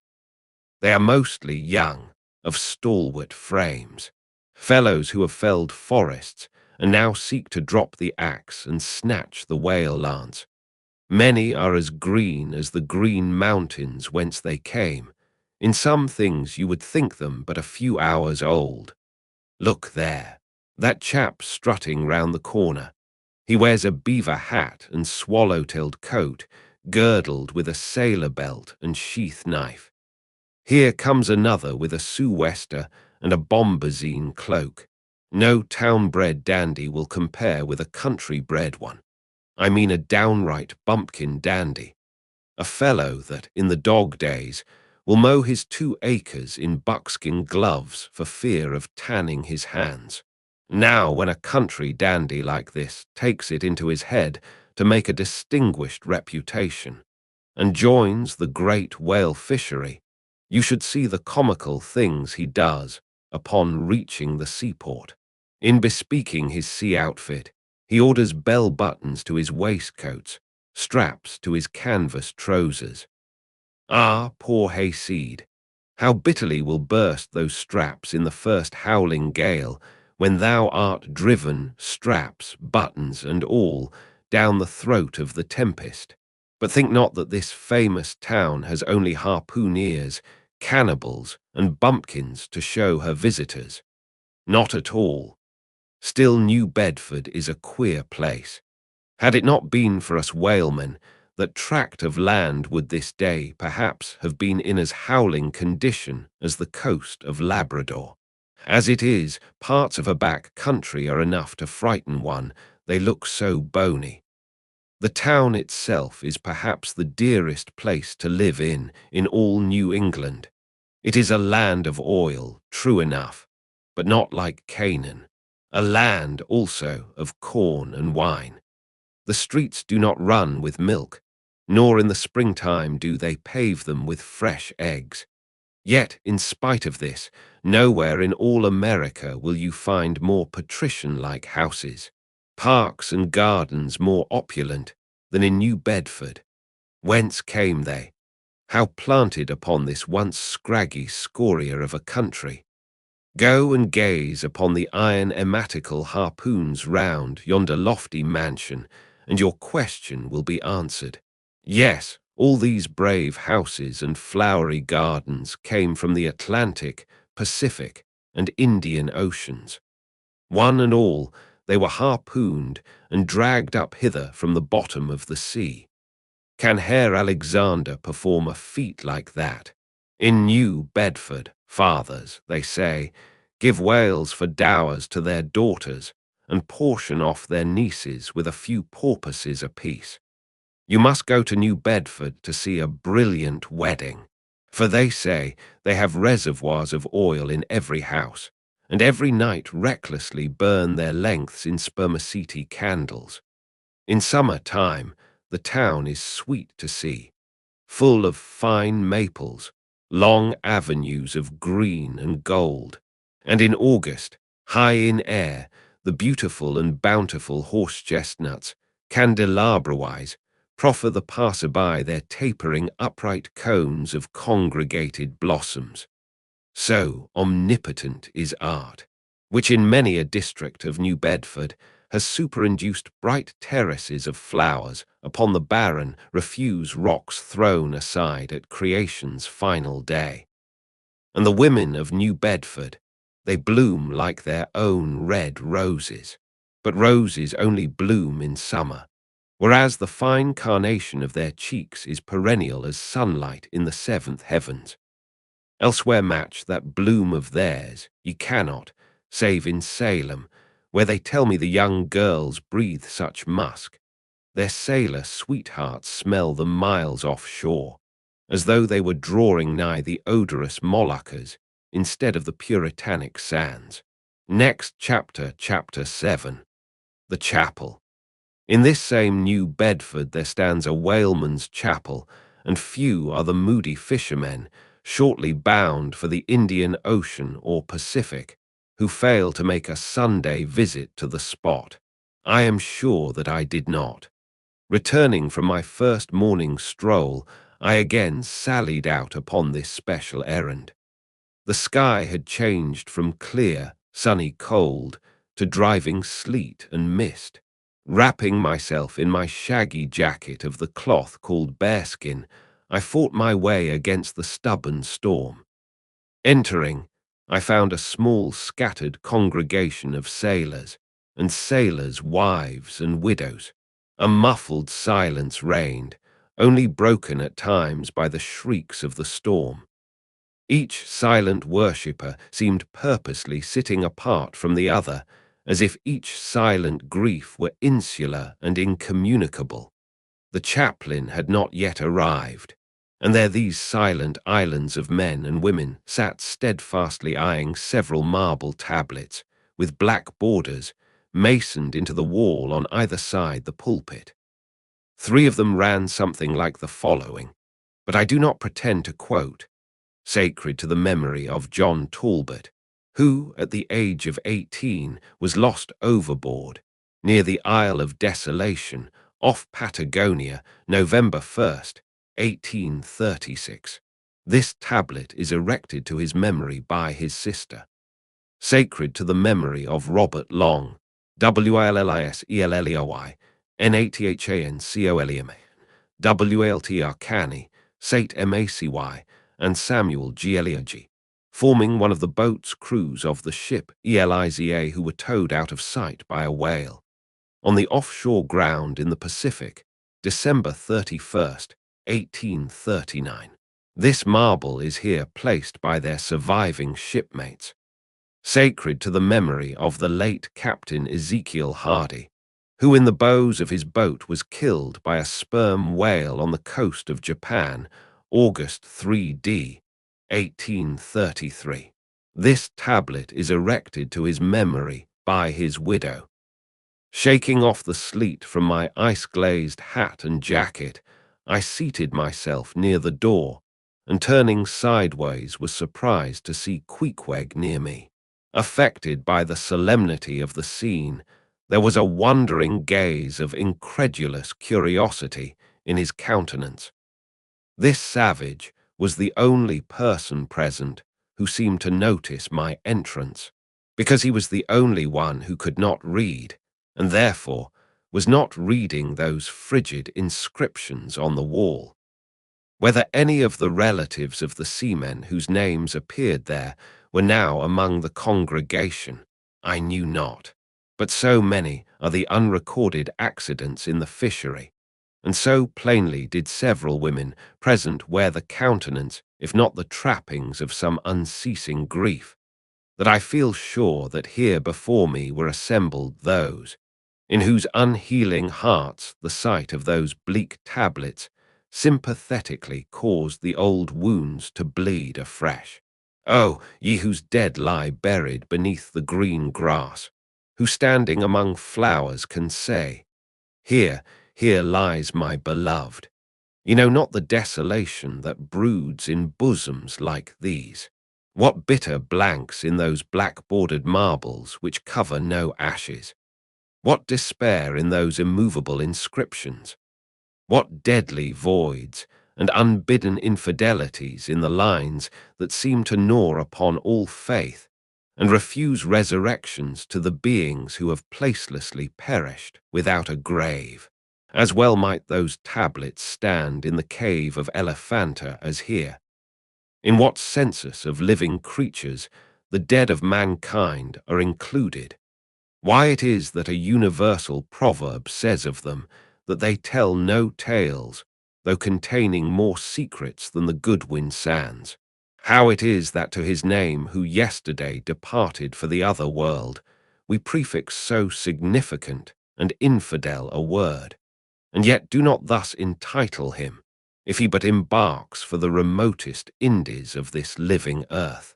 Why the life insurance companies pay death forfeitures upon immortals, in what eternal, unstirring paralysis and deadly, hopeless trance, yet lies antique Adam who died 60 round centuries ago. How it is that we still refuse to be comforted for those who we nevertheless maintain a dwelling in unspeakable bliss. Why all the living so strive to hush all the dead. Wherefore but the rumour of a knocking in a tomb will terrify a whole city. All these things are not without their meanings. But faith, like a jackal, feeds among the tombs, and even from these dead doubts she gathers her most vital hope. It needs scarcely to be told with what feelings, on the eve of a Nantucket voyage, I regarded those marble tablets, and by the murky light of that darkened, doleful day read the fate of the whalemen who had gone before me. Yes, Ishmael, the same fate may be thine, but somehow I grew merry again. Delightful inducements to embark, fine chance for promotion, it seems. A stove boat will make me an immortal by brevet. Yes, there is death in this business of whaling, a speechlessly quick, chaotic bundling of a man into eternity. But what then? Methinks we have hugely mistaken this matter of life and death. Methinks that what they call my shadow here on earth is my true substance. Methinks that in looking at things spiritual, we are too much like oysters observing the sun through the water, and thinking that thick water the thinnest of air. Methinks my body is but the lees of my better being. In fact, take my body who will, take it, I say, it is not me. And therefore 3 cheers for Nantucket, and come a stove boat and stove body when they will, for stave my soul, Jove himself cannot. Next chapter, chapter 8. The pulpit. I had not been seated very long ere a man of a certain venerable robustness entered. Immediately as the storm-pelted door flew back upon admitting him, a quick regardful eyeing of him by all the congregation sufficiently attested that this fine old man was the chaplain. Yes, it was the famous Father Mapple, so called by the whalemen, among whom he was a very great favourite. He had been a sailor and a harpooneer in his youth, but for many years past had dedicated his life to the ministry. At the time I now write of, Father Mapple was in the hardy winter of a healthy old age. That sort of old age which seems merging into a second flowering youth, for among all the fissures of his wrinkles, there shone certain mild gleams of a newly developing bloom. the spring verdure peeping forth even beneath February's snow. No one having previously heard his history could for the first time behold Father Mapple without the utmost interest, because there were certain engrafted clerical peculiarities about him, imputable to that adventurous maritime life he had led.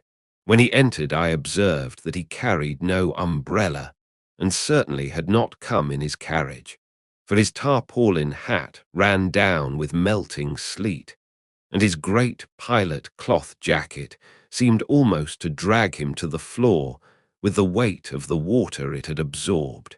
However, hat and coat and overshoes were one by one removed and hung up in a little space in an adjacent corner. When, arrayed in a decent suit, he quietly approached the pulpit. Like most old-fashioned pulpits, it was a very lofty one, and since a regular stairs to such a height would, by its long angle with the floor, seriously contract the already small area of the chapel, the architect, it seemed, had acted upon the hint of Father Mapple, and finished the pulpit without a stairs, substituting a perpendicular side ladder, like those used in mounting a ship from a boat at sea.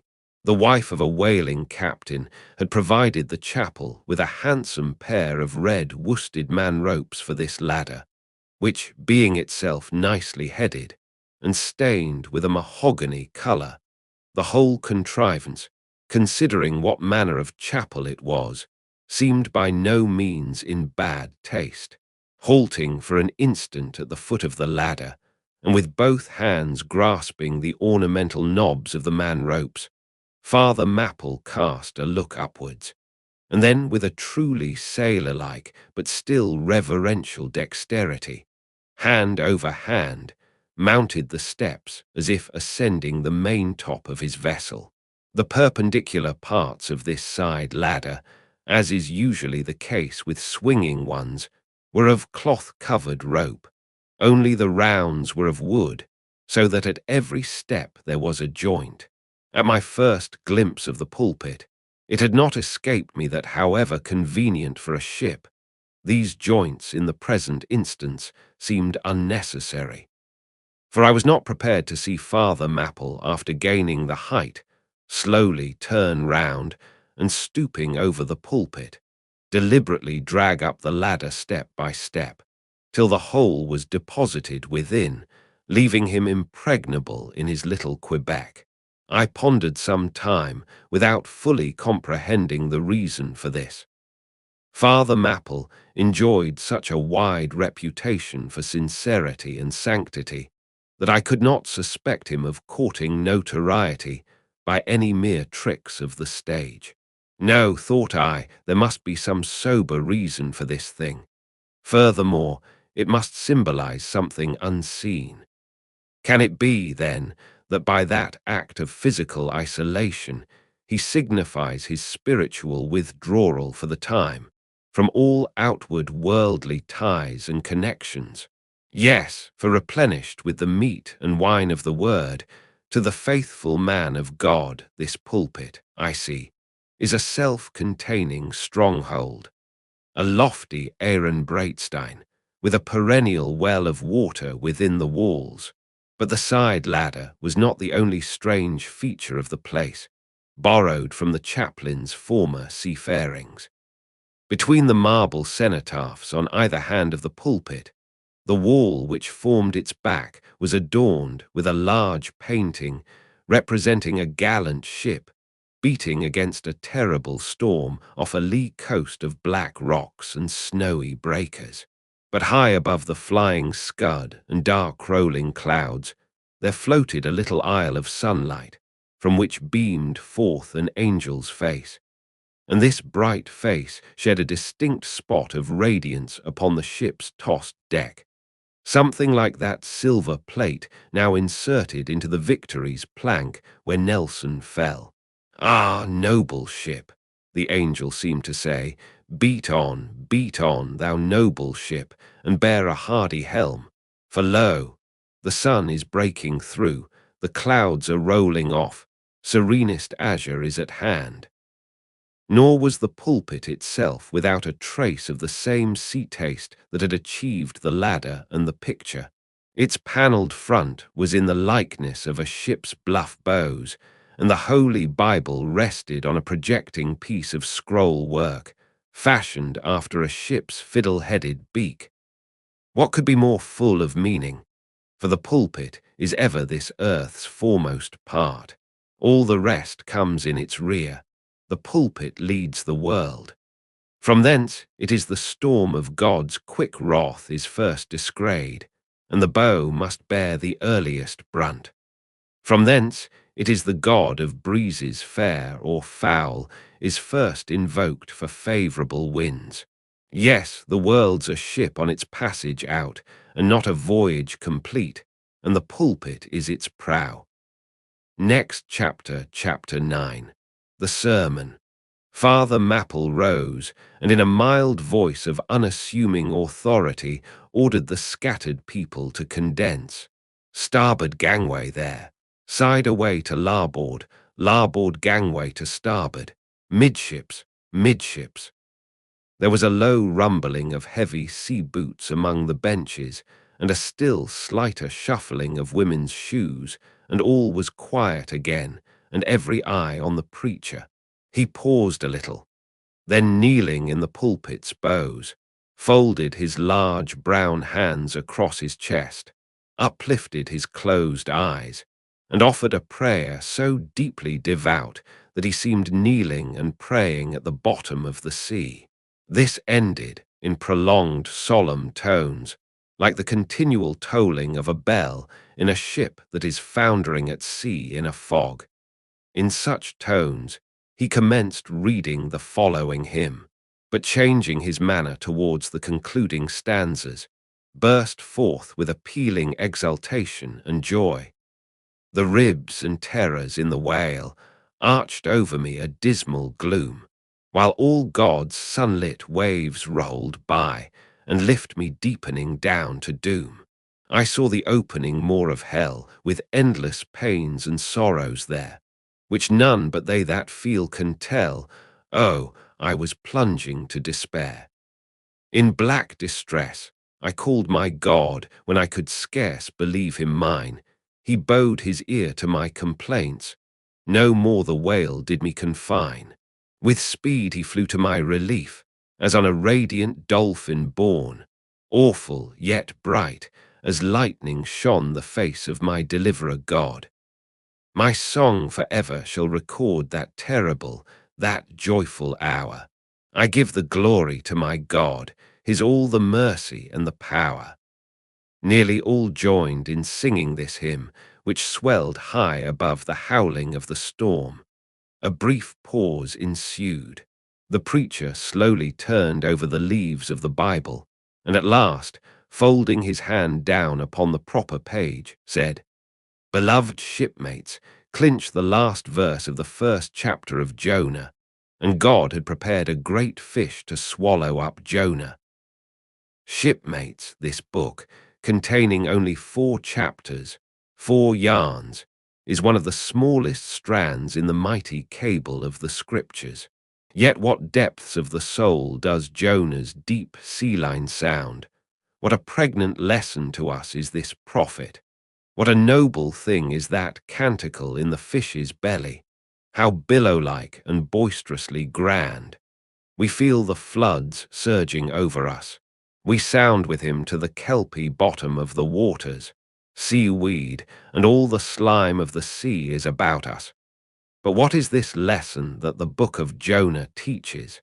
Shipmates, it is a 2-stranded lesson. A lesson to us all as sinful men, and a lesson to me as a pilot of the living God.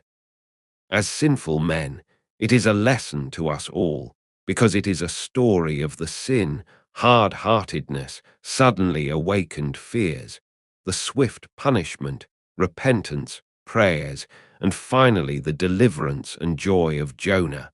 As with all sinners among men, the sin of this son of Amittai was in his willful disobedience of the command of God. Never mind now what that command was. or how conveyed, which he found a hard command. But all the things that God would have us do are hard for us to do. Remember that, and hence he oftener commands us than endeavors to persuade. And if we obey God, we must disobey ourselves. And it is in this disobeying ourselves wherein the hardness of obeying God consists.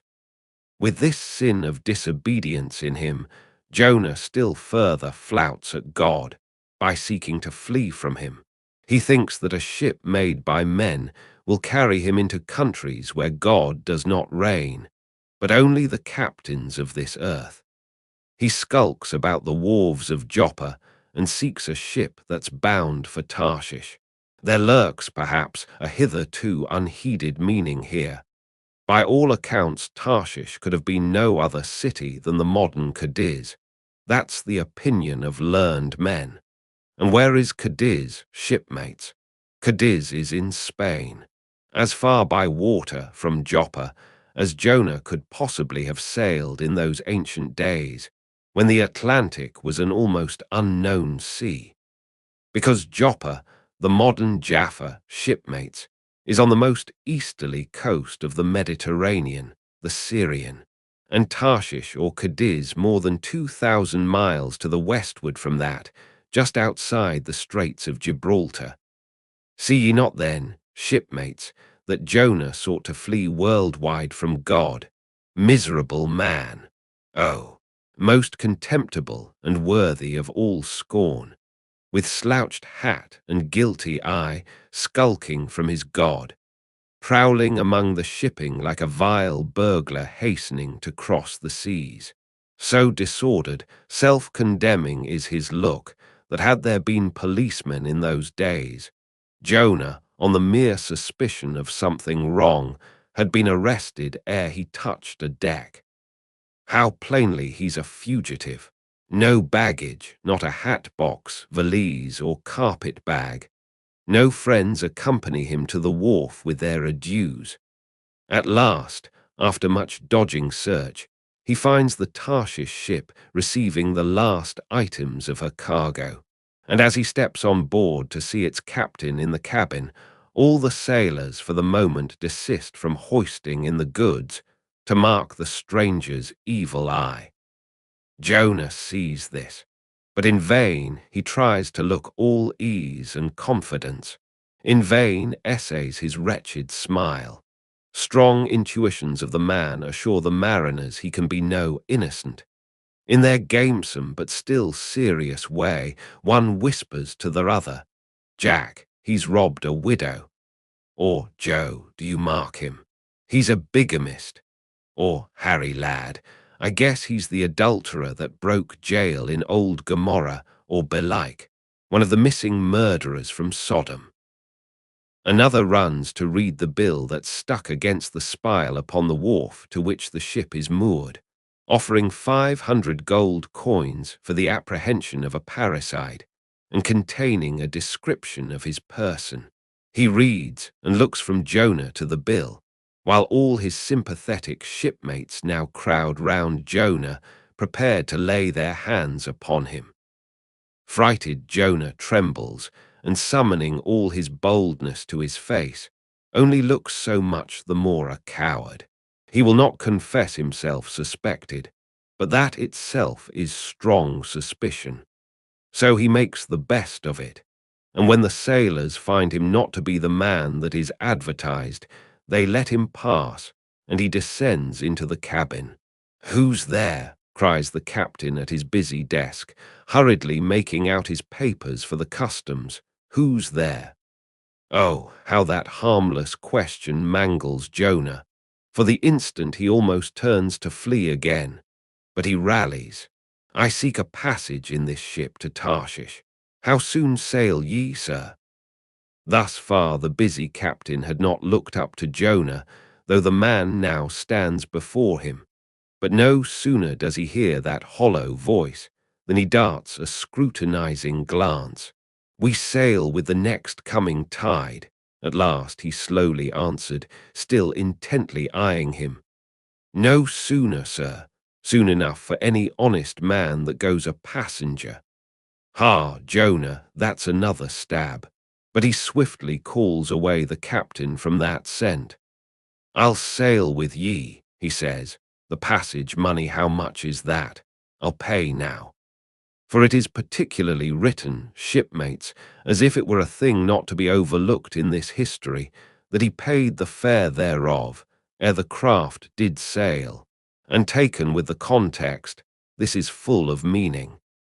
Now Jonah's captain, shipmates, was one whose discernment detects crime in any, but whose cupidity exposes it only in the penniless. In this world, shipmates, sin that pays its way can travel freely and without a passport, whereas virtue, if a pauper, is stopped at all frontiers. So Jonah's captain prepares to test the length of Jonah's purse, ere he judge him openly. He charges him thrice the usual sum, and it's assented to. Then the captain knows that Jonah is a fugitive, but at the same time resolves to help a flight that paves its rear with gold. Yet when Jonah fairly takes out his purse, prudent suspicions still molest the captain. He rings every coin to find a counterfeit. Not a forger, any way, he mutters, and Jonah is put down for his passage.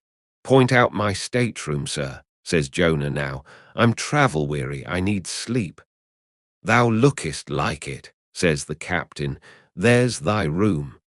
Jonah enters and would lock the door, but the lock contains no key.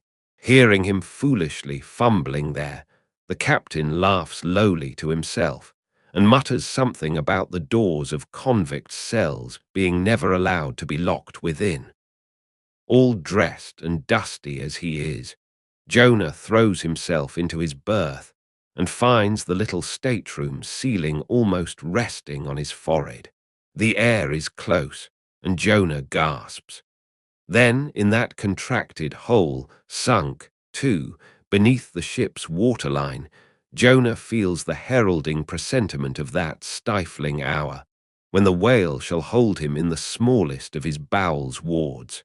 Screwed at its axis against the side, a swinging lamp slightly oscillates in Jonah's room, and the ship, heeling over towards the wharf with the weight of the last bales received, the lamp, flame and all, though in slight motion, still maintains a permanent obliquity with reference to the room, though in truth infallibly straight itself, it but made obvious the false, lying levels among which it hung.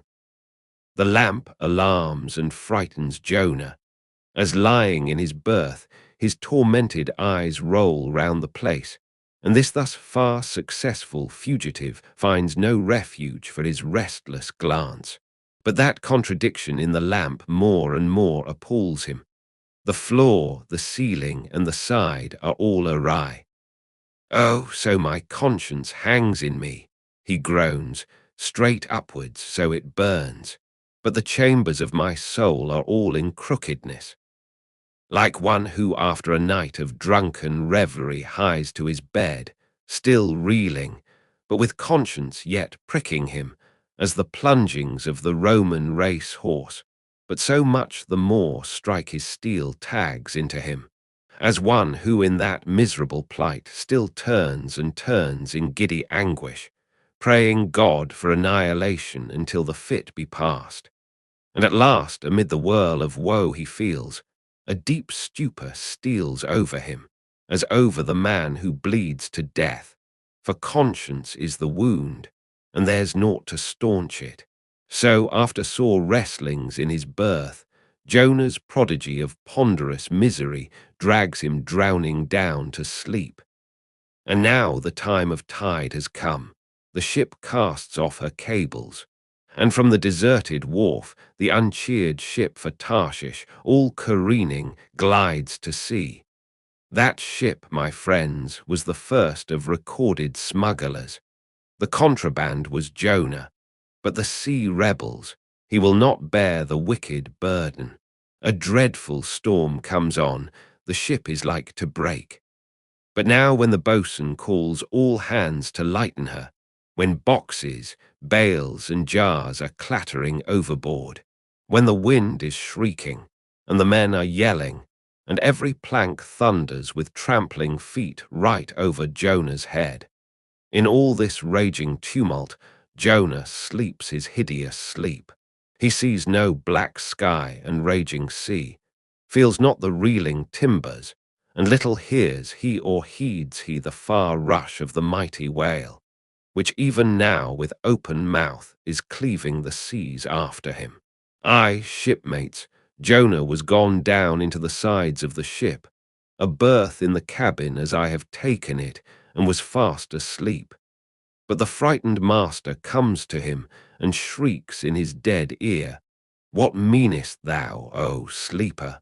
Arise!" Startled from his lethargy by that direful cry, Jonah staggers to his feet and, stumbling to the deck, grasps a shroud to look out upon the sea. But at that moment he is sprung upon by a panther billow leaping over the bulwarks. Wave after wave thus leaps into the ship, and finding no speedy vent, runs roaring fore and aft, till the mariners come nigh to drowning while yet afloat. And ever, as the white moon shows her affrighted face from the steep gullies in the blackness overhead, aghast Jonah sees the rearing bowsprit pointing high upward, but soon beat downward again towards the tormented deep. Terrors upon terrors run shouting through his soul.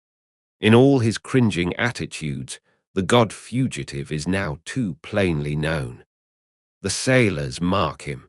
More and more certain grow their suspicions of him, and at last, fully to test the truth, by referring the whole matter to high heaven, they fall to casting lots, to see for whose cause this great tempest was upon them.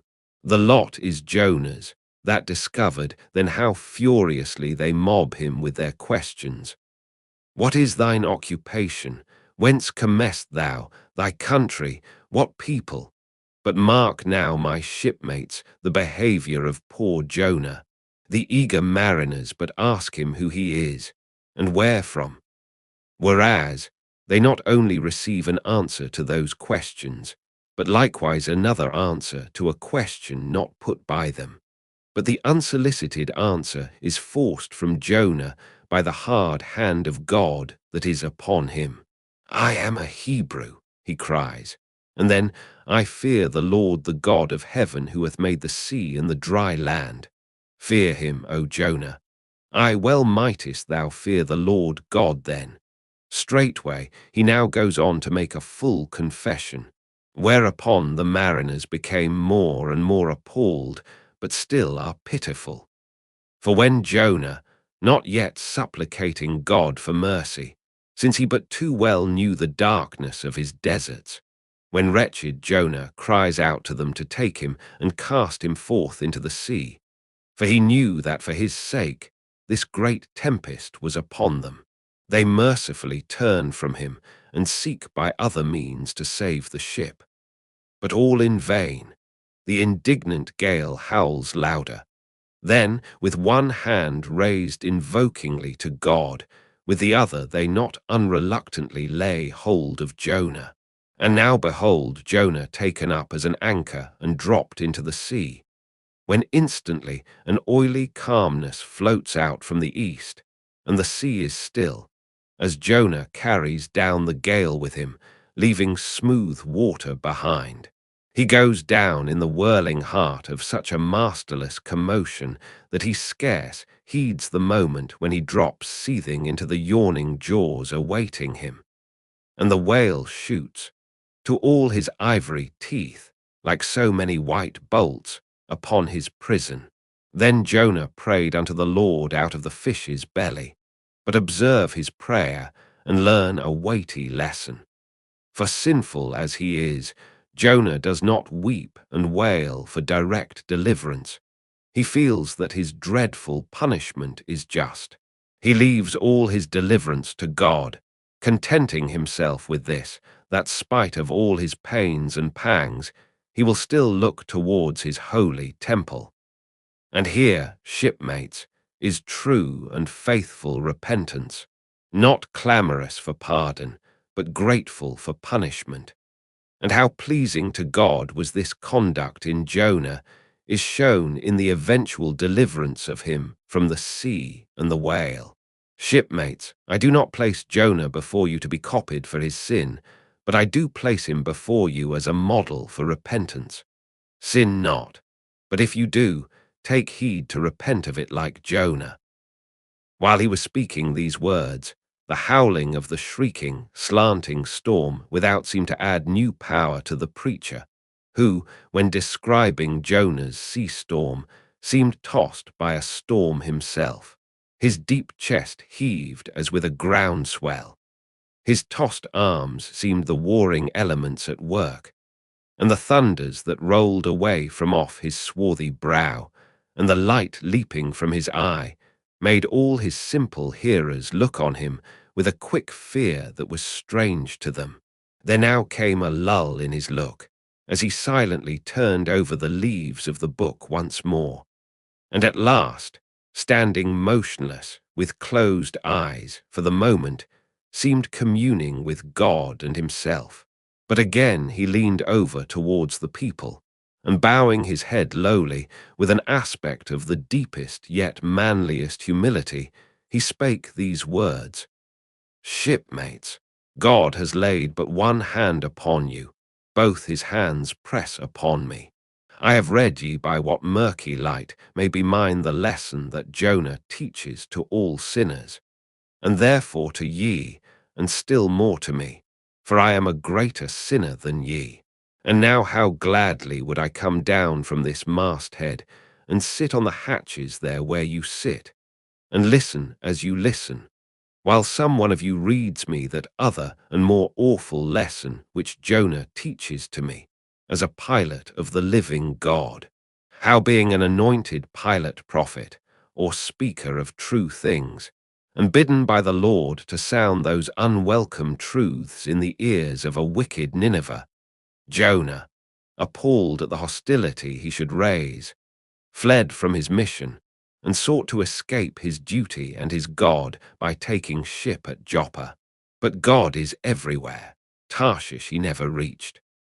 As we have seen, God came upon him in the whale and swallowed him down to living gulfs of doom, and with swift slantings tore him along into the midst of the seas, where the eddying depth sucked him 10,000 fathoms down, and the weeds were wrapped about his head, and all the watery world of woe bowled over him. Yet even then, beyond the reach of any plummet, out of the belly of hell, when the whale grounded upon the ocean's utmost bones, even then God heard the engulfed, repenting prophet when he cried. Then God spake unto the fish, and from the shuddering cold and blackness of the sea, the whale came breaching up towards the warm and pleasant sun, and all the delights of air and earth, and vomited out Jonah upon the dry land, when the word of the Lord came a second time. And Jonah, bruised and beaten, his ears like two seashells, still multitudinously murmuring of the ocean, Jonah did the Almighty's bidding. And what was that, shipmates? To preach the truth to the face of falsehood. That was it. This, shipmates, this is that other lesson. And woe to that pilot of the living God who slights it. Woe to him whom this world charms from gospel duty. Woe to him who seeks to pour oil upon the waters when God has brewed them into a gale. Woe to him who seeks to please rather than to appall. Woe to him whose good name is more to him than goodness. Woe to him who, in this world, courts not dishonor. Woe to him who would not be true, even though to be false were salvation. Yea, woe to him who, as the great pilot Paul has it, while preaching to others is himself a castaway. He dropped and fell away from himself for a moment, then lifting his face to them again, showed a deep joy in his eyes, as he cried out with a heavenly enthusiasm. But oh, shipmates, On the starboard hand of every woe there is a sure delight, and higher the top of that delight than the bottom of the woe is deep. Is not the main truck higher than the kelson is low? Delight is to him a far, far upward and inward delight, who against the proud gods and commodores of this earth ever stands forth his own inexorable self. Delight is to him whose strong arms yet support him, when the ship of this base, treacherous world has gone down beneath him. Delight is to him who gives no quarter in the truth, and kills, burns, and destroys all sin, though he pluck it out from under the robes of senators and judges. Delight, top-gallant delight, is to him who acknowledges no law or lord, but the Lord his God, and is only a patriot to heaven. Delight is to him whom all the waves of the billows of the seas of the boisterous mob can never shake from this sure keel of the ages. And eternal delight and deliciousness will be his, who coming to lay him down can say with his final breath, O Father, chiefly known to me by thy rod, mortal or immortal, here I die. I have striven to be thine, more than to be this world's or mine own. Yet this is nothing. I leave eternity to thee. For what is man that he should live out the lifetime of his God? He said no more, but slowly waving a benediction, covered his face with his hands, and so remained kneeling till all the people had departed, and he was left alone in the place. Next chapter, chapter 10. A bosom friend. Returning to the Spouter Inn from the chapel, I found Queequeg there quite alone, he having left the chapel before the benediction some time. He was sitting on a bench before the fire, with his feet on the stove hearth, and in one hand was holding close up to his face that little negro idol of his, peering hard into its face, and with a jackknife gently whittling away at its nose, meanwhile humming to himself in his heathenish way. But being now interrupted, he put up the image, and pretty soon, going to the table, took up a large book there, and placing it on his lap, began counting the pages with deliberate regularity. At every 50th page, as I fancied, stopping a moment, looking vacantly around him, and giving utterance to a long-drawn, gurgling whistle of astonishment. He would then begin again at the next 50, seeming to commence at number 1 each time, as though he could not count more than 50, and it was only by such a large number of 50s being found together that his astonishment at the multitude of pages was excited. With much interest I sat watching him. Savage though he was, and hideously marred about the face, at least to my taste, his countenance yet had a something in it which was by no means disagreeable. You cannot hide the soul. Through all his unearthly tattooings, I thought I saw the traces of a simple, honest heart, and in his large, deep eyes, fiery, black, and bold, there seemed tokens of a spirit that would dare 1,000 devils. And besides all this, there was a certain lofty bearing about the pagan, which even his uncouthness could not altogether maim. He looked like a man who had never cringed, and never had had a creditor. Whether it was, too, that his head being shaved, his forehead was drawn out in freer and brighter relief, and looked more expansive than it otherwise would, this I will not venture to decide. But certain it was his head was phrenologically an excellent one. It may seem ridiculous, but it reminded me of General Washington's head, as seen in the popular busts of him. It had the same long, regularly graded retreating slope from above the brows, which were likewise very projecting, like 2 long promontories thickly wooded on top. Queequeg was George Washington cannibalistically developed. Whilst I was thus closely scanning him, half pretending meanwhile to be looking out at the storm from the casement. He never heeded my presence, never troubled himself with so much as a single glance, but appeared wholly occupied with counting the pages of the marvelous book. Considering how sociably we had been sleeping together the night previous, and especially considering the affectionate arm I had found thrown over me upon waking in the morning, I thought this indifference of his very strange. But savages are strange beings. At times you do not know exactly how to take them. At first they are overawing. Their calm self-collectedness of simplicity seems a Socratic wisdom. I had noticed also that Queequeg never consorted at all, or but very little, with the other seamen in the inn. He made no advances whatever, appeared to have no desire to enlarge the circle of his acquaintances. All this struck me as mighty singular, yet upon second thoughts there was something almost sublime in it.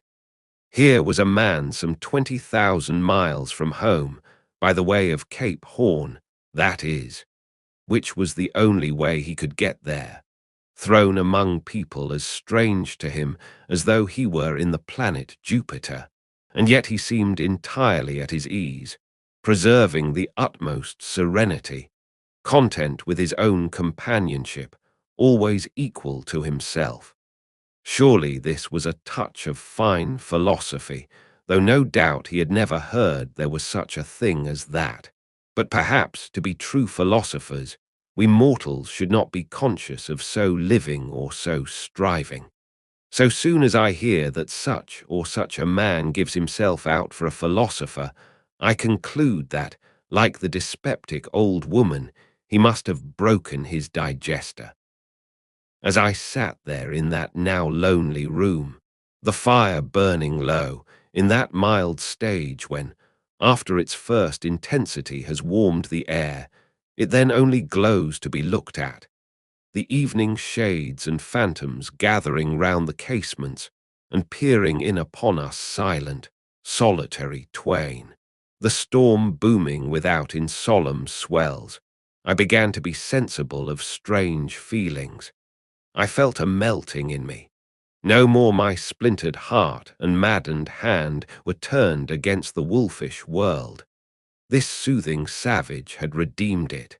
There he sat, his very indifference speaking a nature in which there lurked no civilized hypocrisies and bland deceits. Wild he was, a very sight of sights to see, yet I began to feel myself mysteriously drawn towards him.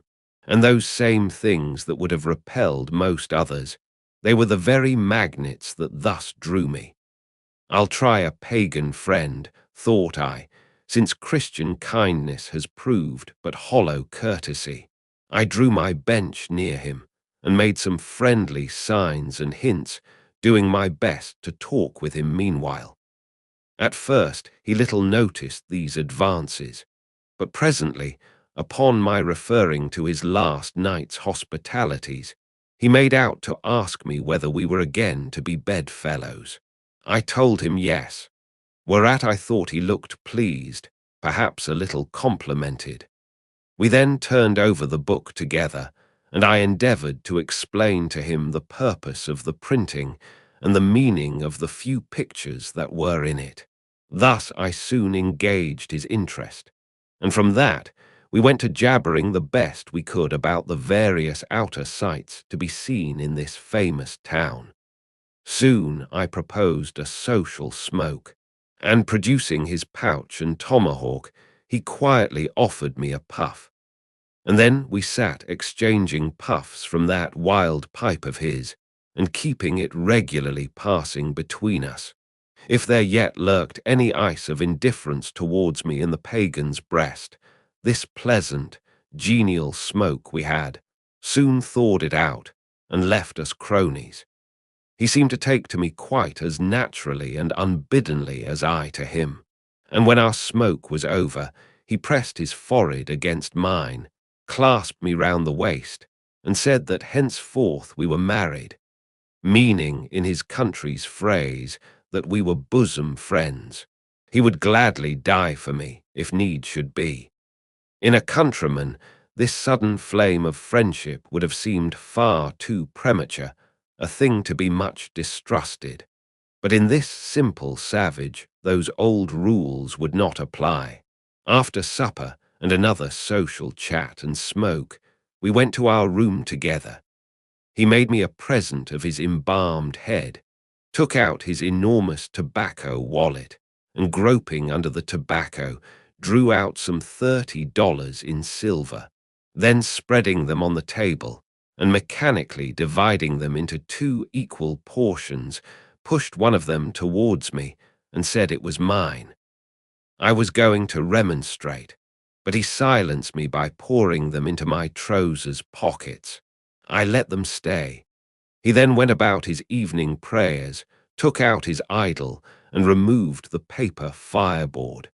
By certain signs and symptoms, I thought he seemed anxious for me to join him, but well knowing what was to follow, I deliberated a moment whether, in case he invited me, I would comply or otherwise. I was a good Christian, born and bred in the bosom of the infallible Presbyterian Church. How then could I unite with this wild idolater in worshipping his piece of wood? But what is worship? Thought I, do you suppose now, Ishmael, that the magnanimous God of heaven and earth, pagans and all included, can possibly be jealous of an insignificant bit of black wood? Impossible. But what is worship? To do the will of God, that is worship. And what is the will of God? To do to my fellow man what I would have my fellow man to do to me, that is the will of God. Now, Queequeg is my fellow man. And what do I wish that this Queequeg would do to me? Why, unite with me in my particular Presbyterian form of worship. Consequently, I must then unite with him in his. Ergo, I must turn idolater. So I kindled the shavings, helped prop up the innocent little idol, offered him burnt biscuit with Queequeg, salamed before him twice or thrice, kissed his nose, and that done, we undressed and went to bed, at peace with our own consciences and all the world. But we did not go to sleep without some little chat. How it is I know not, but there is no place like a bed for confidential disclosures between friends. Man and wife, they say, they open the very bottom of their souls to each other, and some old couples often lie and chat over old times till nearly morning. Thus, then, in our heart's honeymoon, lay I and Queequeg, a cosy, loving pair, and that concludes our reading of Moby Dick, or The Whale. I hope you enjoyed it.